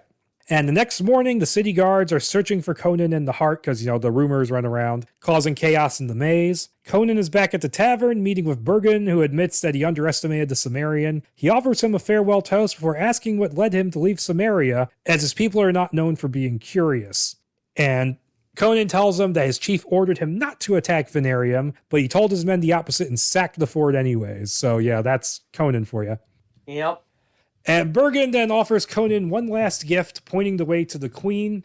And this leads Conan to Shilto's Palace of Delights, which feels like a place you'd visit in Skyrim. Yeah, really. Where he's told that Taramis, the former queen, was placed by Nabonidus after he toppled her from the throne, and that his bill has already been paid for by Bergen. So Bergen's a bro. Now, this whole idea of the queen being deposed comes from A Witch Shall Be Born, only instead of being whored out to anybody, she's kept into dungeons and basically used as rape fodder for the villain, who instead of being named Balthazar the Hawk, he's named Constantine the Falcon. Yes. But okay, so Conan enters the queen's chambers. Oh, did you have something to say? No, not really. Was going to mention that she was the bad guy in Conan the Destroyer, right? Yeah, they used the name Taramis in there. Right. Okay. Yeah, that was it. Yeah, and so Conan enters the queen's chambers where an act is put on with another woman playing a slave, and the acting is supposed to be really, really bad.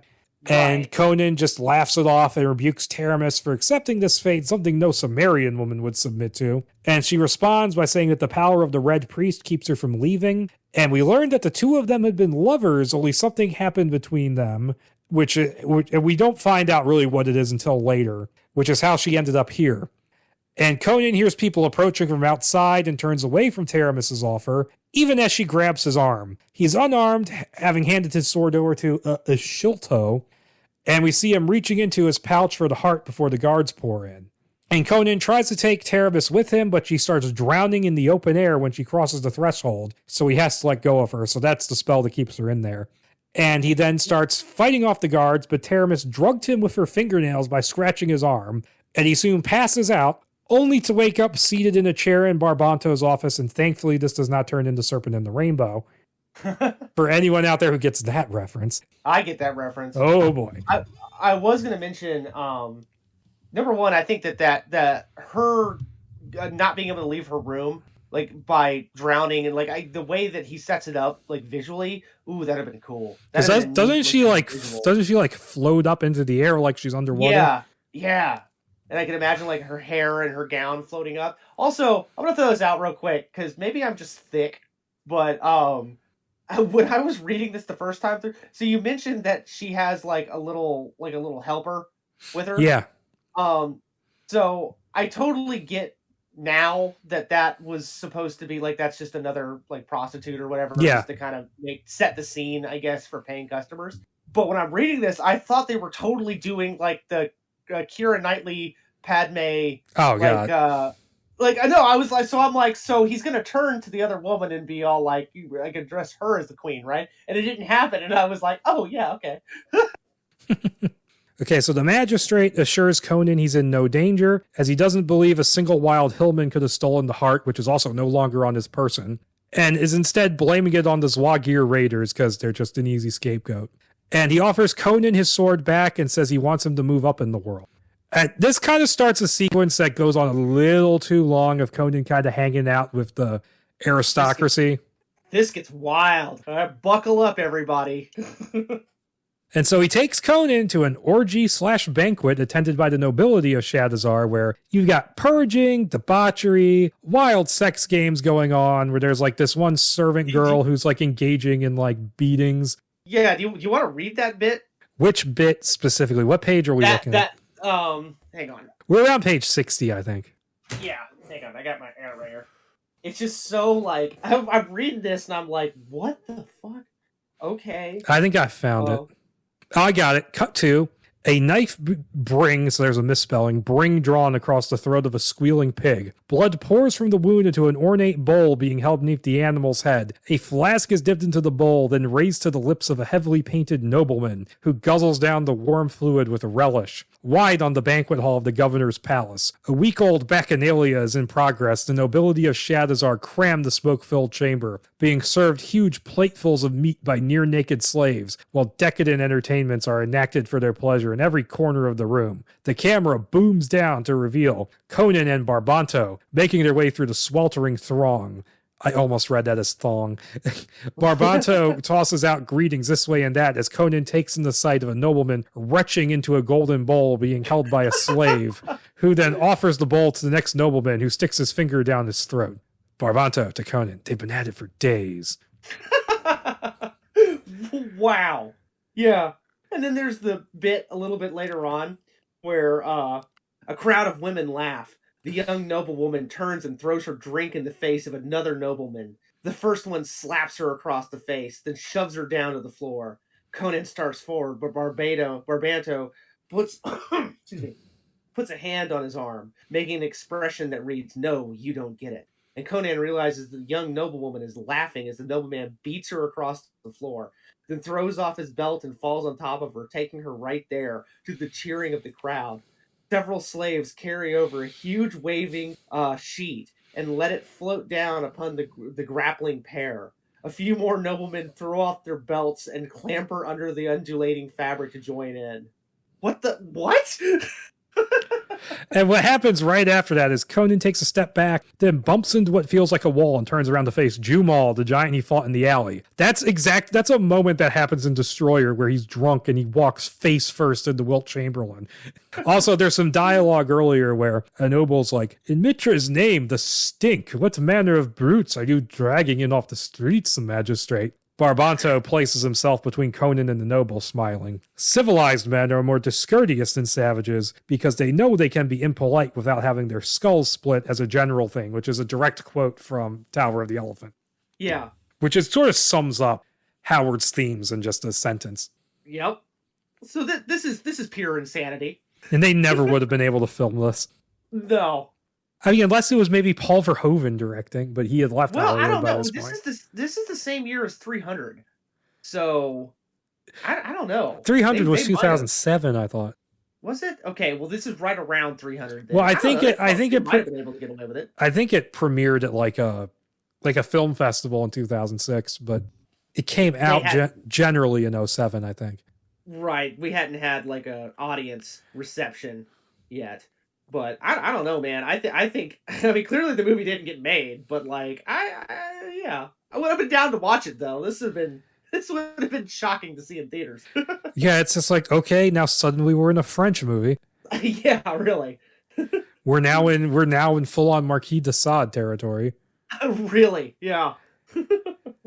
And so Conan runs into Fatima, and the idea is that Barbanto deliberately set this up. And she remarks about the necklace he took and is still wearing, saying Balthazar will notice that Conan is wearing his gift to her. And so the hawk himself then enters, returning from a raid on the Zwagirs, with 3 prisoners and 2 dead horses, which he cuts open and reveals that they are full of the severed heads of even more Zwagirs. Yep. Like, Jesus just keeps getting crazier. Yep. And so Balthazar lets Fatima kill the prisoners, by cutting their throats herself, and she gets covered in blood and then disrobes and bathes in a shallow pool in the middle of the room. And Balthazar catches, her and Conan sharing looks. And out of petty jealousy, he orders one of his men to show that a barbarian is no match for a trained swordsman. And Conan refuses, saying, I'm not going to kill a man to satisfy another man's problems. And so it looks like they're about to just throw down right here. But they get interrupted, because this scene gets even more mad by Nabonidus, who suddenly emerges from the bloody pool, castigating the people present for celebrating, while Yara is so recently dead and still unavenged, and the heart still not found. And all kneel before him in fear, except for Conan, who locks eyes with the Red Priest. And Dimension 300, his leg's a little stiff from having engaged in all that killing. Yeah. And then the standoff is in turn interrupted by Murillo, one of the nobles who is from Rogues in the House. Rogues in the House, yep.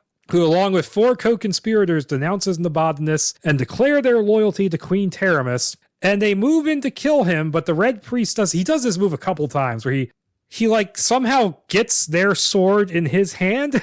Yeah. And he severs one of their heads. And the head and those of the Zwagirs sprout legs and attack, killing more of the conspirators. We go full John Carpenter right here. I was about to say, you've got to be fucking kidding. Yep. Like, it's that scene from the end of the Return of the Thing miniseries where there's just an army of the heads walking around. And then Fatima pulls Conan out of the room just as Nabonidus uses his magic to yank Murillo's heart from his body, which is from people of the Black Circle. And he then turns to the rest of the nobles, ordering that the heart be found and the Zwagirs be wiped out, and that the families and slaves of the conspirators be burned alive to set an example. And thankfully, the Wolf of Wall Street orgy is over. And then we get 3 scenes intercut. The slaves and family members burning, Taramis serving customers at the brothel, and Fatima dragging Conan to bed, clearly turned on by the sound of the dying people outside. And this is where we get probably the worst moment of the script. Okay. Where she repeats the whole what is best in life dialogue from the original movie. And Conan goes full stupid 90s meta, going, that's the dumbest thing I've ever heard. Yeah.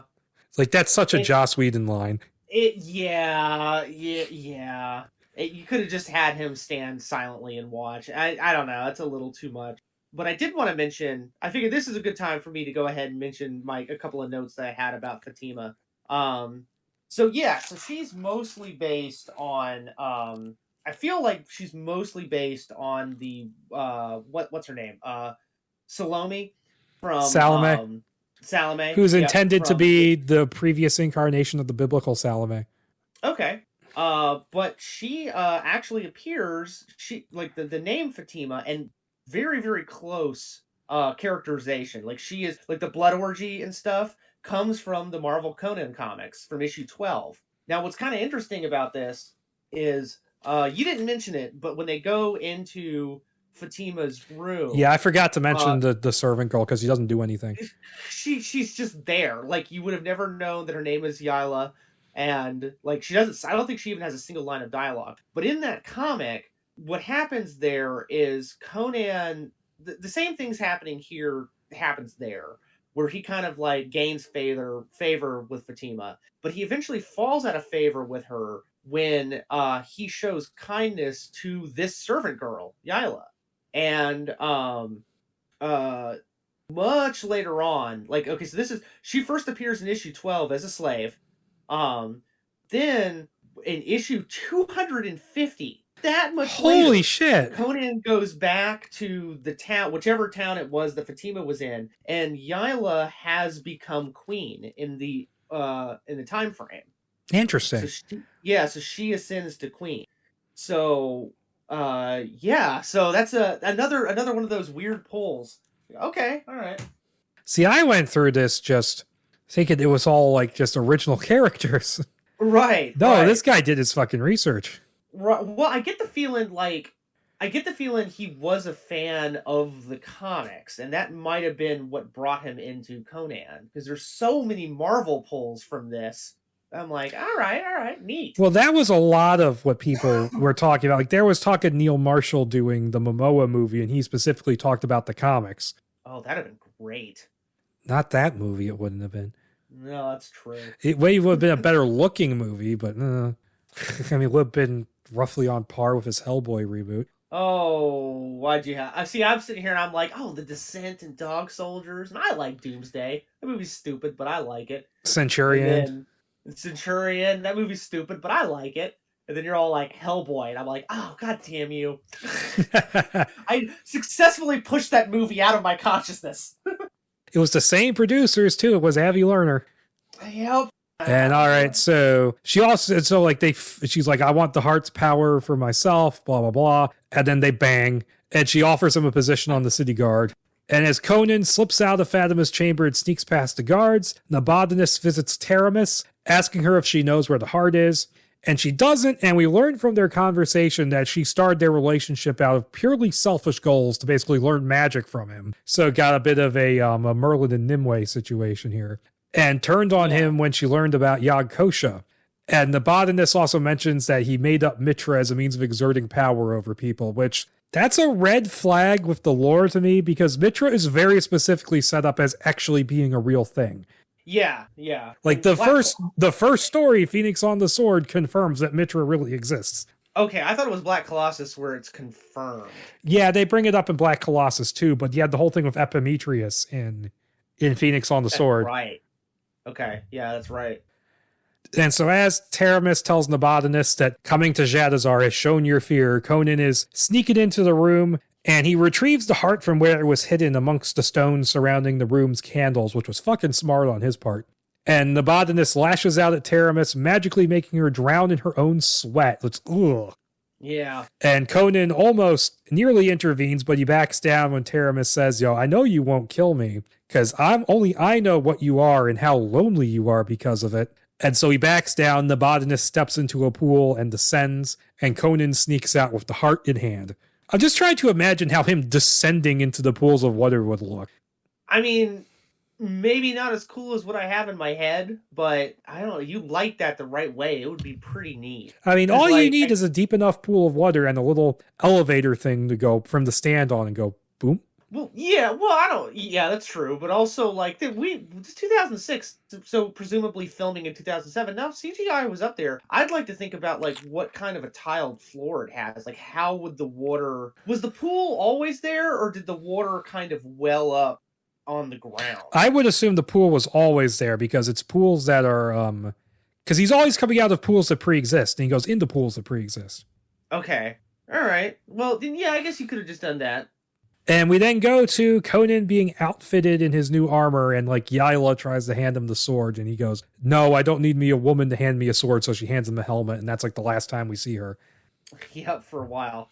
And he goes... Yaila? Yeah, Yaila. Yeah, and he goes along on a search for the heart, where his captain threatens a store owner.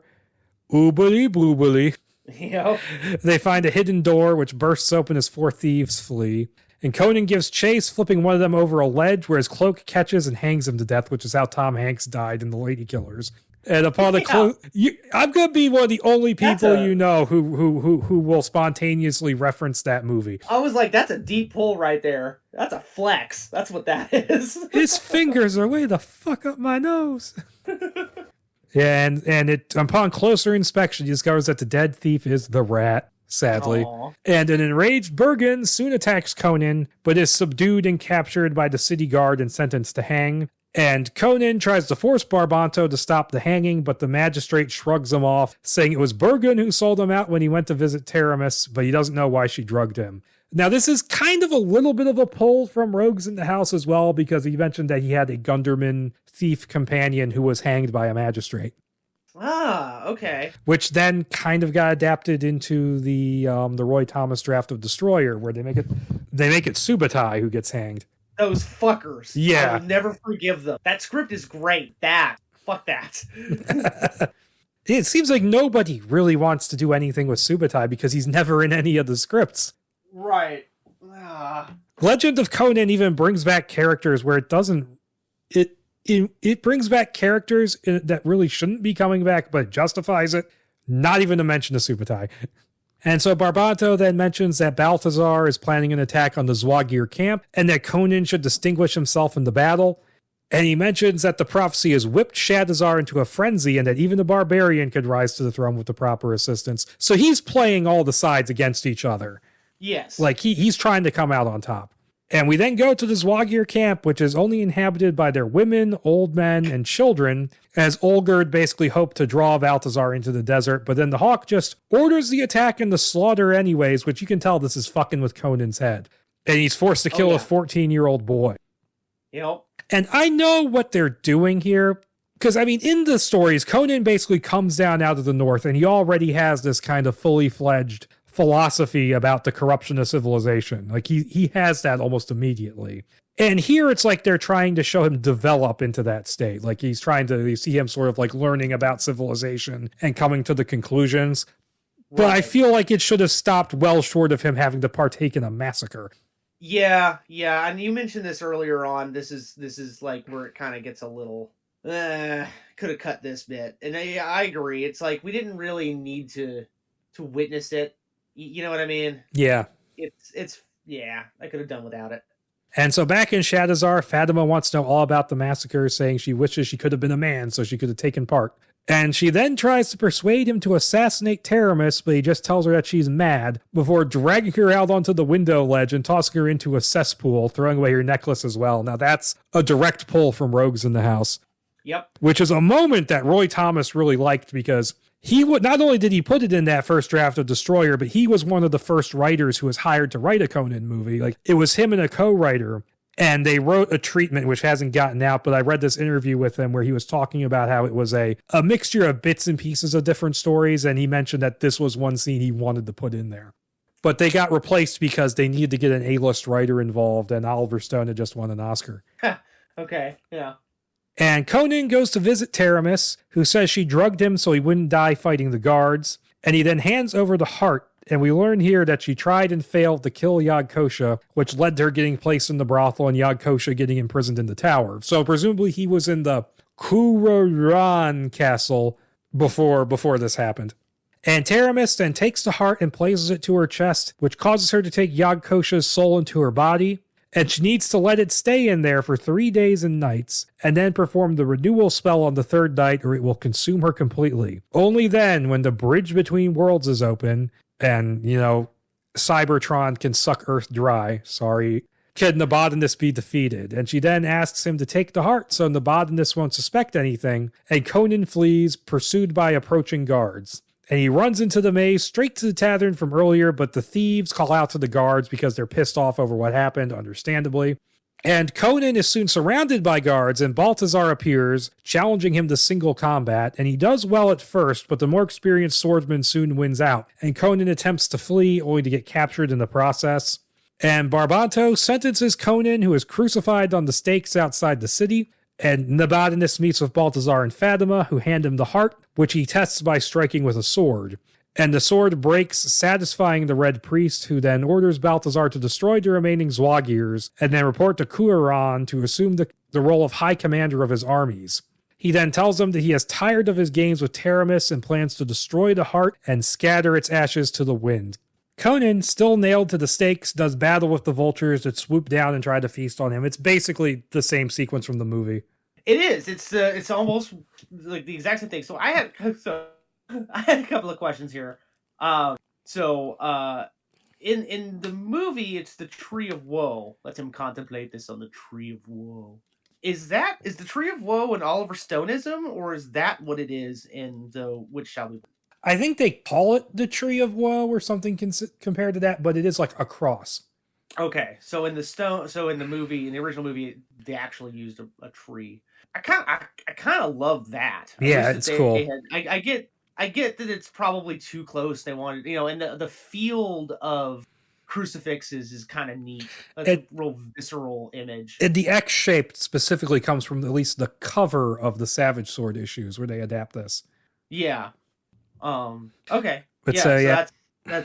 that was my question. Yep. And so he is soon approached by Olgerd and two of his men, Jabal and Farad. And Olgerd recognizes Conan from before and has his two men cut down the stakes and remove the nails. And they're moving too slowly, and so he just throws them aside. He pulls the last nail out of his foot by himself, and he stands up, and they all ride off into the desert. Now, this actually is what happens. It's Olgerd and the Zwagirs. This is where they meet. He shows up and he frees Conan from the cross. And he actually says, oh, you stand up, but you have to prove your strength to me. You're not going to get any water till we come back to camp. Huh, okay. Essentially, what he becomes in the story is that Conan spends months recovering with the Zwagirs, and he builds up his power base with them. And then he overthrows Olgerd. He cripples his sword arm and then drives him off into the desert. And in some of the camp stuff and in Savage Sword, he becomes a recurring villain. Okay. Because they took an Alborak story back in the 50s book collections. They rewrote it into a Conan story. And they took the Russian spy master villain and made him into Olgerd. Oh, okay. And them arriving at their camp that's in it's in a valley at the back of a gorge, but it's basically there's only one way in. And it's intercut with Balthazar leading the Shadazaran army out of the city, and Fatima heading to Taramis's chambers to kill her. And it's she sees Taramis standing there under a veil, and she removes the veil and she's gone, which that's creepy.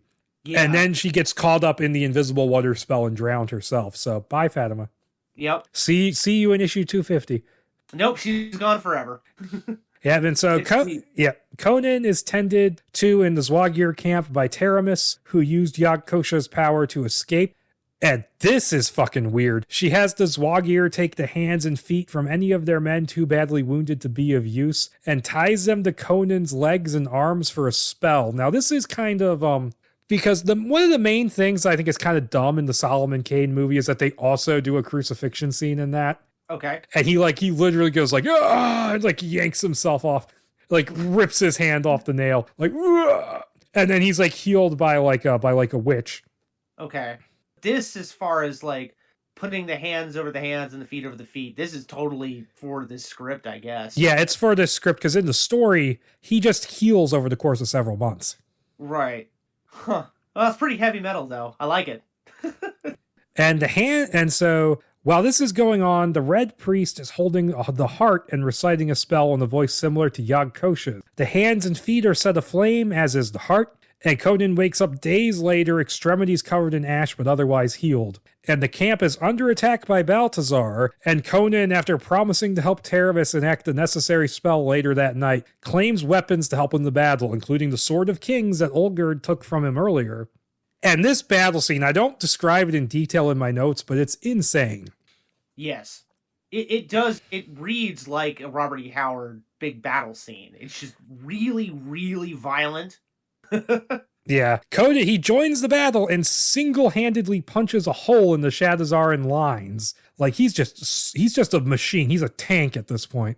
Dual-wielding axes. Yeah. Yeah. And while Taramis, her eyes turned red, draws a shape in the sand, and Olgerd takes advantage of Conan's attack and presses the Shadazaran forces while Conan attacks Balthazar by jumping his horse over the lines, leaping off in midair and slicing him in half. Which, yeah, I wonder, vertically. Is that a reference to that Conan the Conqueror cover we were talking about? Yeah, so were they going to do the Frazetta shot? They might have. Yeah, they might have. And so after the battle, Conan left Olgerd, Jabal, and Farad, rejoins with Taramis, who says the ritual needs to be performed in the Bodinus's chamber in Kuaran, where her heart must be stabbed like Yagkosha's.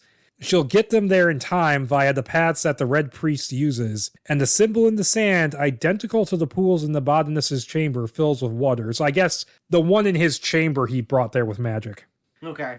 And Taramis, warning them of the Guardian they'll have to face, teleports them through the water to the tunnels beneath Kuaran, where the human-faced, tentacled beast attacks, the Watcher in the water, basically. Basically, yeah. And it's what called the Dweller in the Dark or something? The one from the Scarlet Citadel? Yeah.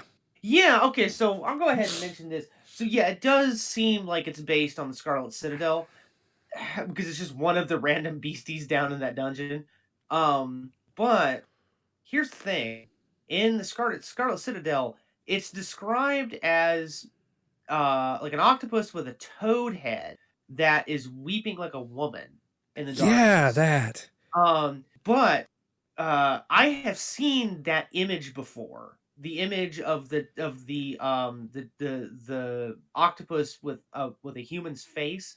Specifically, I think it's like a boy's face, like an adolescent boy's face, from the comics. Yeah, it's in Savage Sword. Savage Sword, yeah. So I think that's really where he pulled it more so from the Scarlet. The way it looked to me is, you've seen the Harryhausen concepts for War of the World.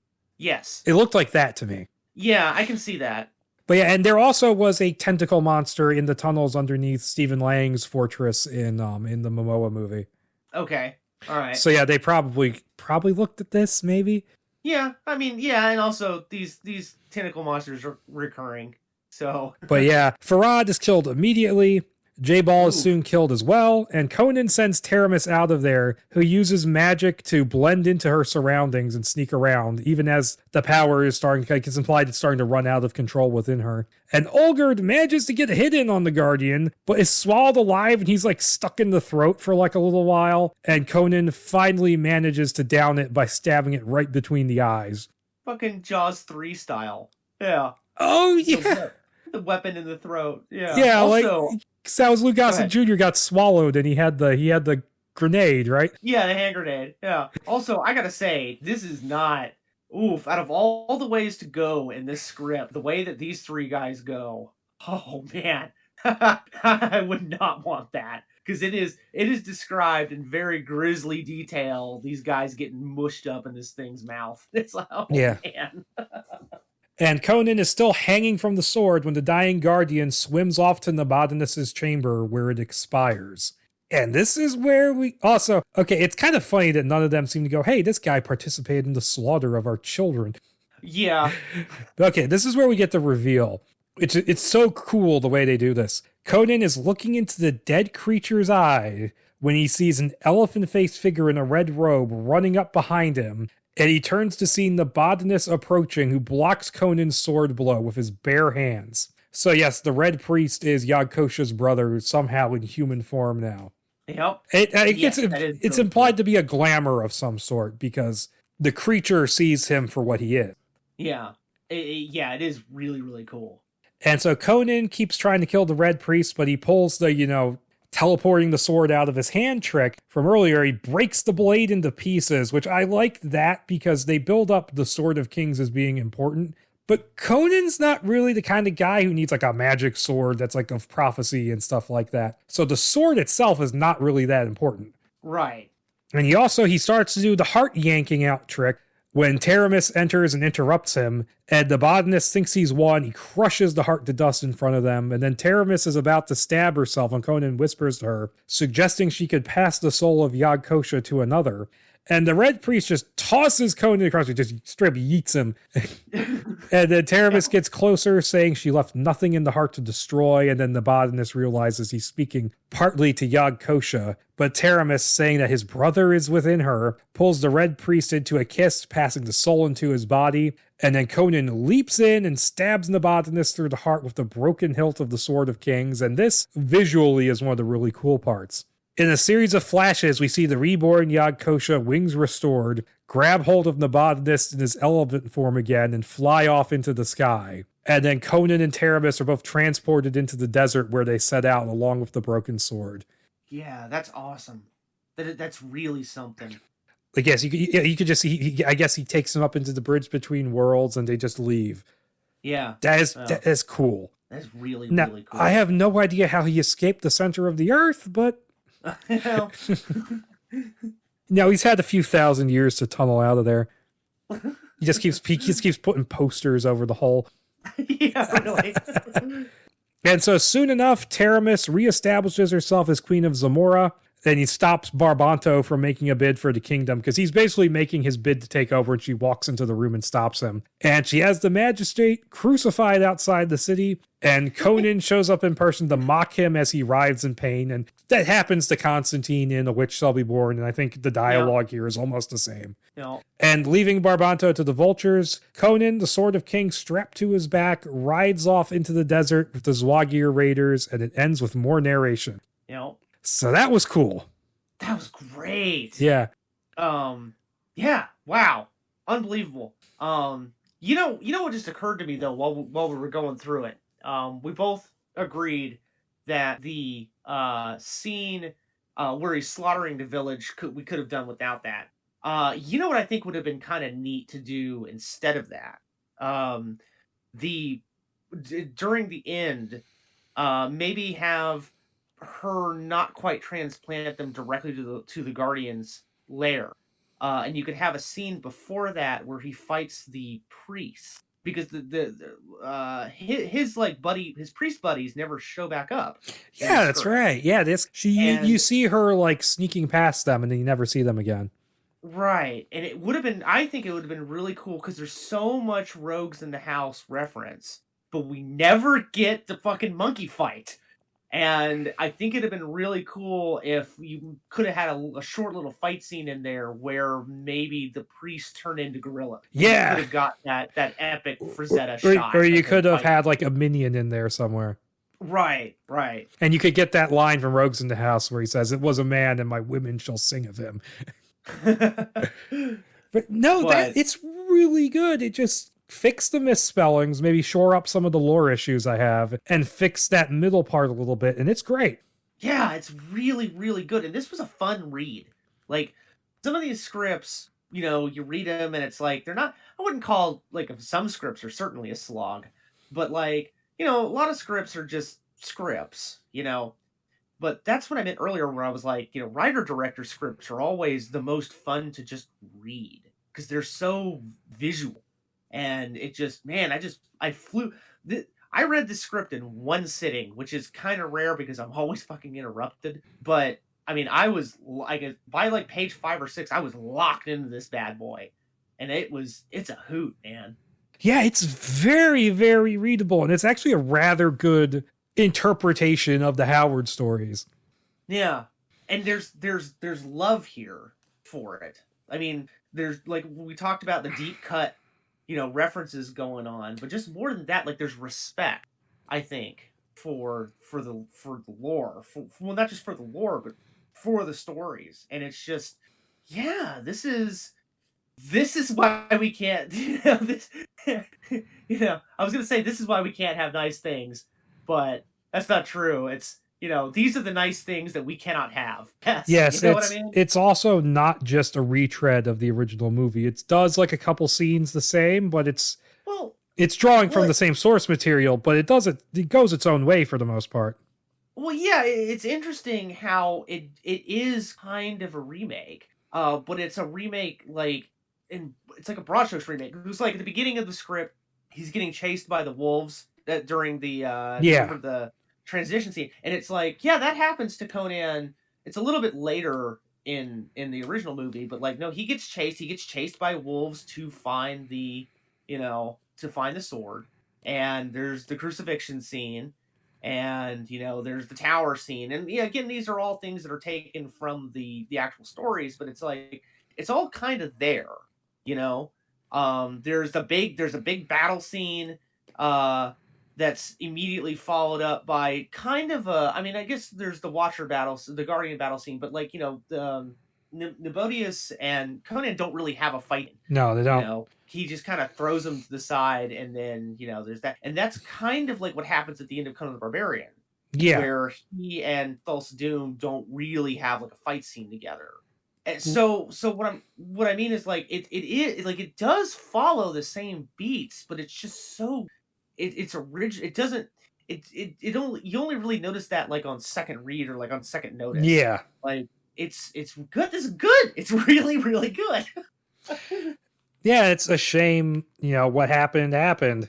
So to get into what happened was that this was still Warner Brothers, and they were touting a possible like 2007 start of production, but the rights it was the company that existed at the time was Paradox, which dissolved a while ago. And it was just Frederick Malmberg, who's the main guy behind it. He had the company Paradox, which was like handling all the Conan stuff.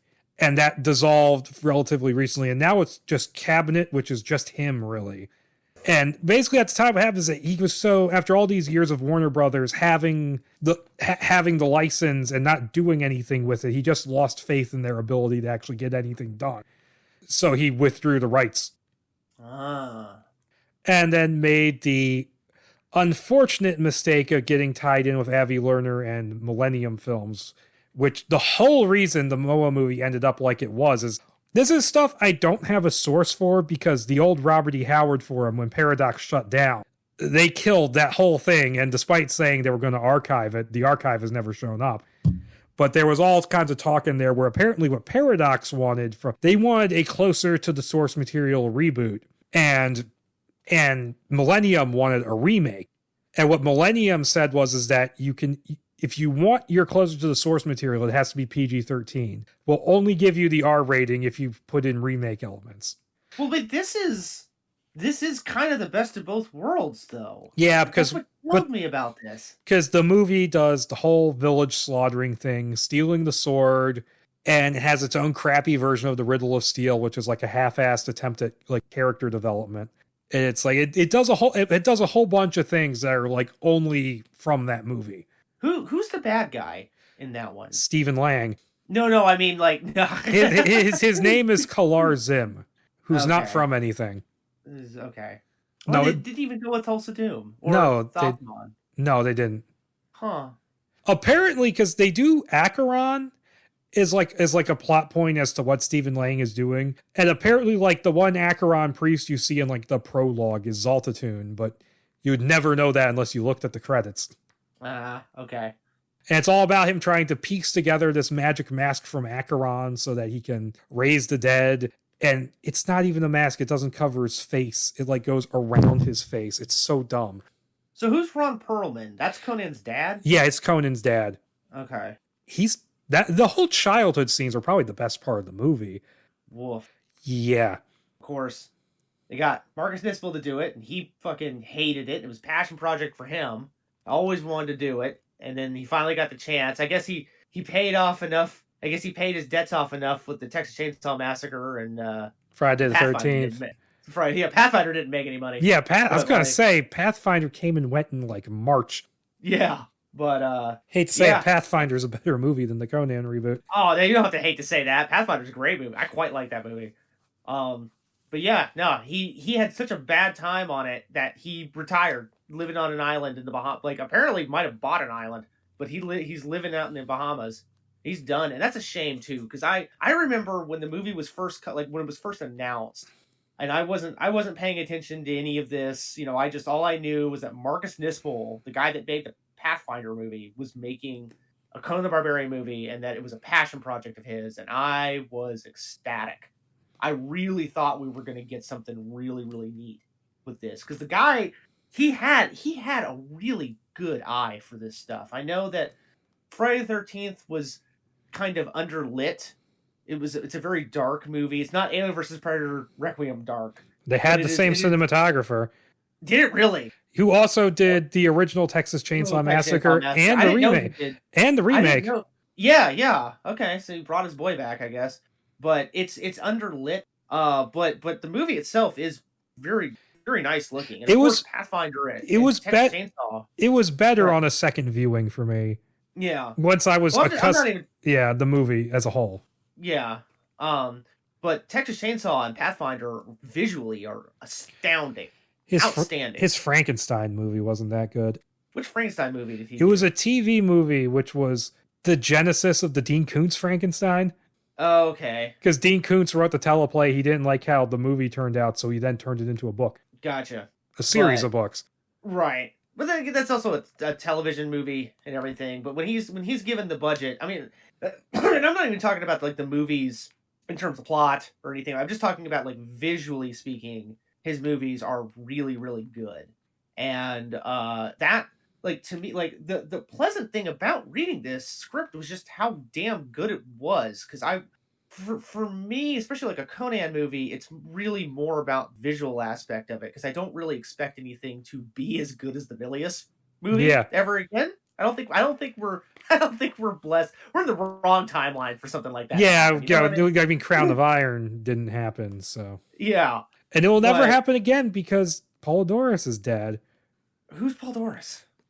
Polydorus. Polydorus. Yeah. Yeah, he's dead. Mako's dead. Yeah, Schwarzenegger's kind of done. He's over the hill for that kind of a thing. Yeah, we missed it, man. If he would have gotten Legends done in the 5 years they were working on it, instead of constantly waiting to see what the next Terminator movie was going to do at the box office. Yeah.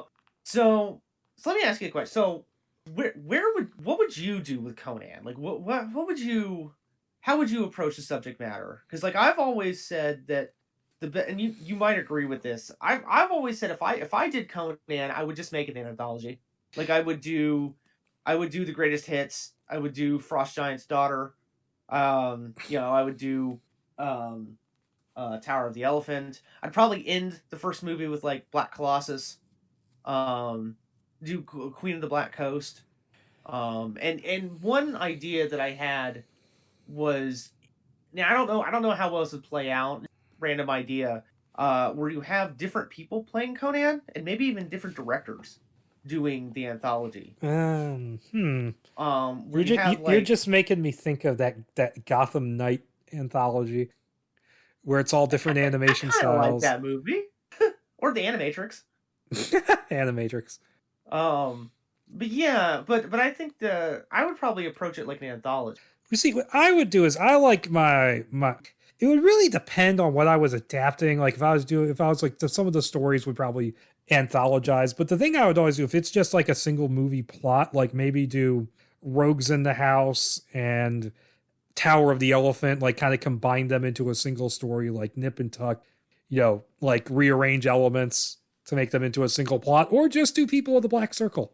Yeah, or you could just do that one. Yeah, maybe Hour of the Dragon. That might be a little too much. Hour of the Dragon is like the trilogy capper. Okay, fair enough. Well, actually, I would want to do Beyond the Black River as well, because you could maybe expand that into a feature. Yeah. Like an 85-minute movie. Yeah. Yeah, like maybe like a sequel you could do some of the more weird, like iconic stuff. You could do like The Witch Shall Be Born. So you get the crucifixion bit. You could do Rogues in the House, so you get him fighting a monkey. But you could also do like some of the stranger ones. Like I'd love to see God in a Bowl. You could also start the first movie with like Phoenix and the Sword, maybe. Yeah, maybe. Heck, I mean, God in the Bowl would actually be really good for like a series because you could do the detective episode. Right. And that creature from that story is begging to be visualized. Yeah. Because it's like a serpent with a human face. Yeah, it's like a Ye Olden Naga interpretation, like a Lamia, which is cool. You don't get a lot of those. Lamia, it's neat. You don't get a lot of those. And it's basically the second and only time in the original stories that Thoth-Amon even comes close to crossing Conan's path. I know. That's always such a bummer, is that, he never... Because, like, Phoenix of the Sword clearly sets him up to be something. And maybe it's just because almost 100 years later and Thoth-Amon has been so prevalent in all the other media that it's like, yeah, he's fucking Conan's Green Goblin. He's Conan's Joker. You know what I mean? Like, he is the main antagonist. And then you go back and you read the books and it's like, oh, he's only in that one book and then he's mentioned 2 other times. Yeah. But I mean, yeah, it's one of those things where it's like he's kind of become known as Conan's arch nemesis and he's really not. It's kind of like Jigsaw to the Punisher, where people used to talk about him like he was the arch nemesis, but he's really just a fucking joke if you actually read the comics. Yeah. He's just some guy that Punisher doesn't even remember her doing it to. But yeah, man, 10 out of 10 script for this one. This was a hoot. Yeah, this is one I hadn't even heard of because I was looking into getting the Legend scripts and the guy who was helping me get one was like, yeah, we have this other thing. Would you be interested? And I'm like, oh, I didn't know what this was. And it turned out to be good. Huh. And how was the Legend of Conan scripts? They're not bad. Okay. The thing with them is that they're not great. And they're very much setting themselves up as like, we are directly continuing Barbarian 30 years later. But there's one really, really huge continuity fuck up that just, and it's so baked into the storyline, like it's just unbelievable. I'll save that for another episode, but I can tell it to you after we stop recording. Okay. To the point where me and Chloe, who's in the Halloween episodes, we were working on like a rewrite of that script to try and fix certain things and to take out like the random character names that were left over from David Gemmell's Legend, because it's sort of based on that book too. Yeah. Huh. But no, they're not bad. It would have been interesting to see them come out, see how they would have been directed. And one of the go ahead. You go ahead. I was going to ask, are there any current modern day working directors that you'd like to see take a stab at this? A stab. A hack? Oh. Maybe. I mean, Panos Cosmatos, maybe. I was going to mention him. I was going to say it's about that time of the episode where it's about time for him to make another movie. Yeah. It's about that time of the episode where we spend 10 seconds and imagine Panos Cosmatos making this movie. Maybe get like one of the better Game of Thrones directors to do it. So, not what's his name? Not The Descent. I mean, Neil Marshall's a good director. He just made a really bad choice of jumping on board the Hellboy train. I'd kind of like to see. Okay, so this is kind of a left field choice, and I know he's not really known for this kind of stuff. Ridley Scott? No, Ridley Scott. Guys like Ridley Scott and Zack Snyder or stuff like that. That's a little too on the nose. They would never do it. They would never do it. I think they would turn in good versions. They'd be fine. They'd be passable, serviceable. And I want to mention a director. I know he would never do this, but I'd be kind of interested. S. Craig Zoller. Yeah, that would be interesting. Because I think of like Bone Tomahawk in particular, and I'm like, the way that he shot that Western, like the way he shot it, I'm like, that would be, I could see that working with Conan. Yeah. Because a lot of times when I think of, probably because of Barbarian, because of the 82 movie, when I think of Conan, I think of like desert. So, yeah. Yeah, sadly, I don't think he's going to be getting to make anything anymore. Yeah. Because of the whole Cinestate scandal. Yeah, I think that kind of ruined him. Unfortunately. Yeah, that would be interesting since he's one of the really interesting people working out there. Brandon Cronenberg, maybe, since he's kind of making a name for himself. Oh, God, I still got to watch Possessor.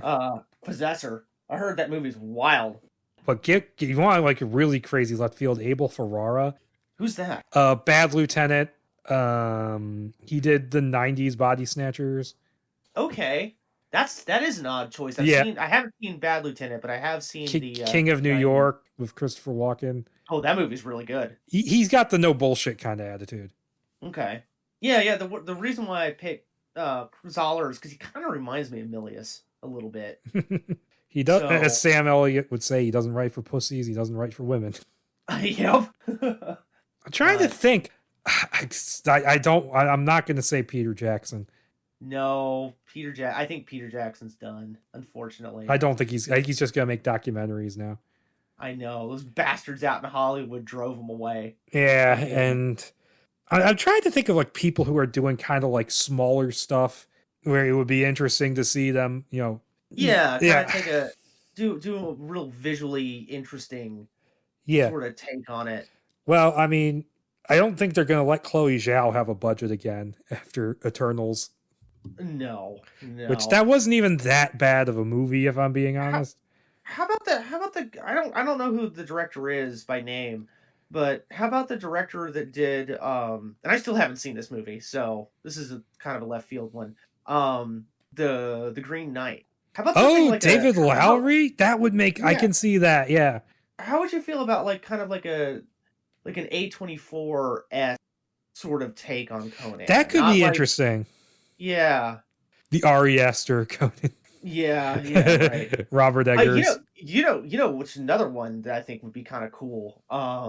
Did you ever see the version of Macbeth that came out almost a decade ago now? Oh, the Fassbender? Yeah. Oh, the director who went on to do Assassin's Creed? Oh no.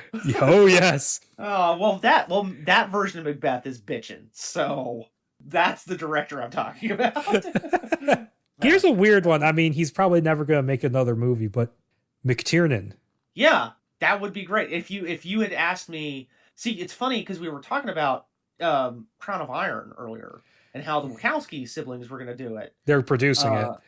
I thought they were going to direct it. No, Milius was directing. They were producing. Okay. I would like to have seen McTiernan do the Crown of Iron. That'd have been kind of fun. I mean, I know Milius should do it and everything, you know, like come and close out the saga he created, but like or started. Well, I mean, but, like, I mean, Crown of Iron doesn't actually close it out at the end. Yeah, it teases a sequel. But I don't know. I think, yeah, I would agree with McTurnan. That would, 13th Warrior. Like, yeah, that would kind of redeem him. Well, I mean, you like the movie, and I've heard like a lot of people like that movie. But infamous flop and everything. It still is, adjusting for inflation, the biggest bomb of all time. Oh, Jesus. But it would be kind of fun to see him kind of play in that playground again. Like the sword and, not sword and sandal, but the kind of, historical fantasy type playground. Now, it would be kind of, a roll of the dice, since this guy hasn't made a particularly good movie in a very long time, but Russell Mulcahy. That is definitely a roll of the dice. That is a D20 right there, my friend. Or you know what? Because since he did a good job on the 2 movies he did, Travis Knight. Who's Travis Knight? He did Kubo and the Two Strings, and then he did Bumblebee. Okay, yeah, that's a really interesting question. How would you feel about like an animated?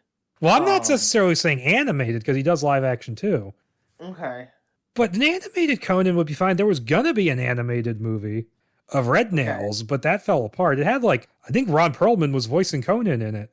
That'd have been. And Mark Hamill was doing a voice in it as well. But it fell apart, and I've never been quite sure why. Huh.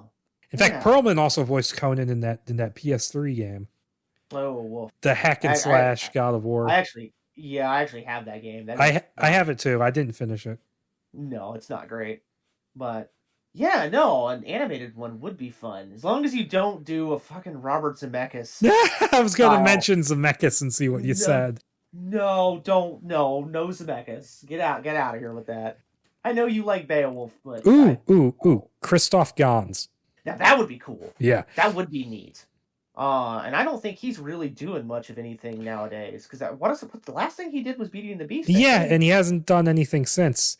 I mean, a lot of these guys... Unfortunately, a lot of these guys are starting to get to the age where they're retiring.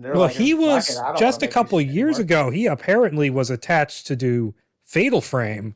Right. And then he was at the same time, he was talking about how he wants to do another Silent Hill movie. Yeah. But that's all. I don't think anyone is going to fund another Silent Hill movie, even if Davis Films still has the Silent Hill fog behind their logo in front of Welcome to Raccoon City, which made me laugh so fucking hard when I saw it. I'm like, wrong movie, jackass. But okay, I think that wraps this up. Yep. I think I am all Conan'd out. Yeah, and I think I can cut this down reasonably easily. Yeah. So yeah, as long as you enjoyed that, hope you enjoyed the episode, guys. And until next time, discover what is best in life. Bye. See ya.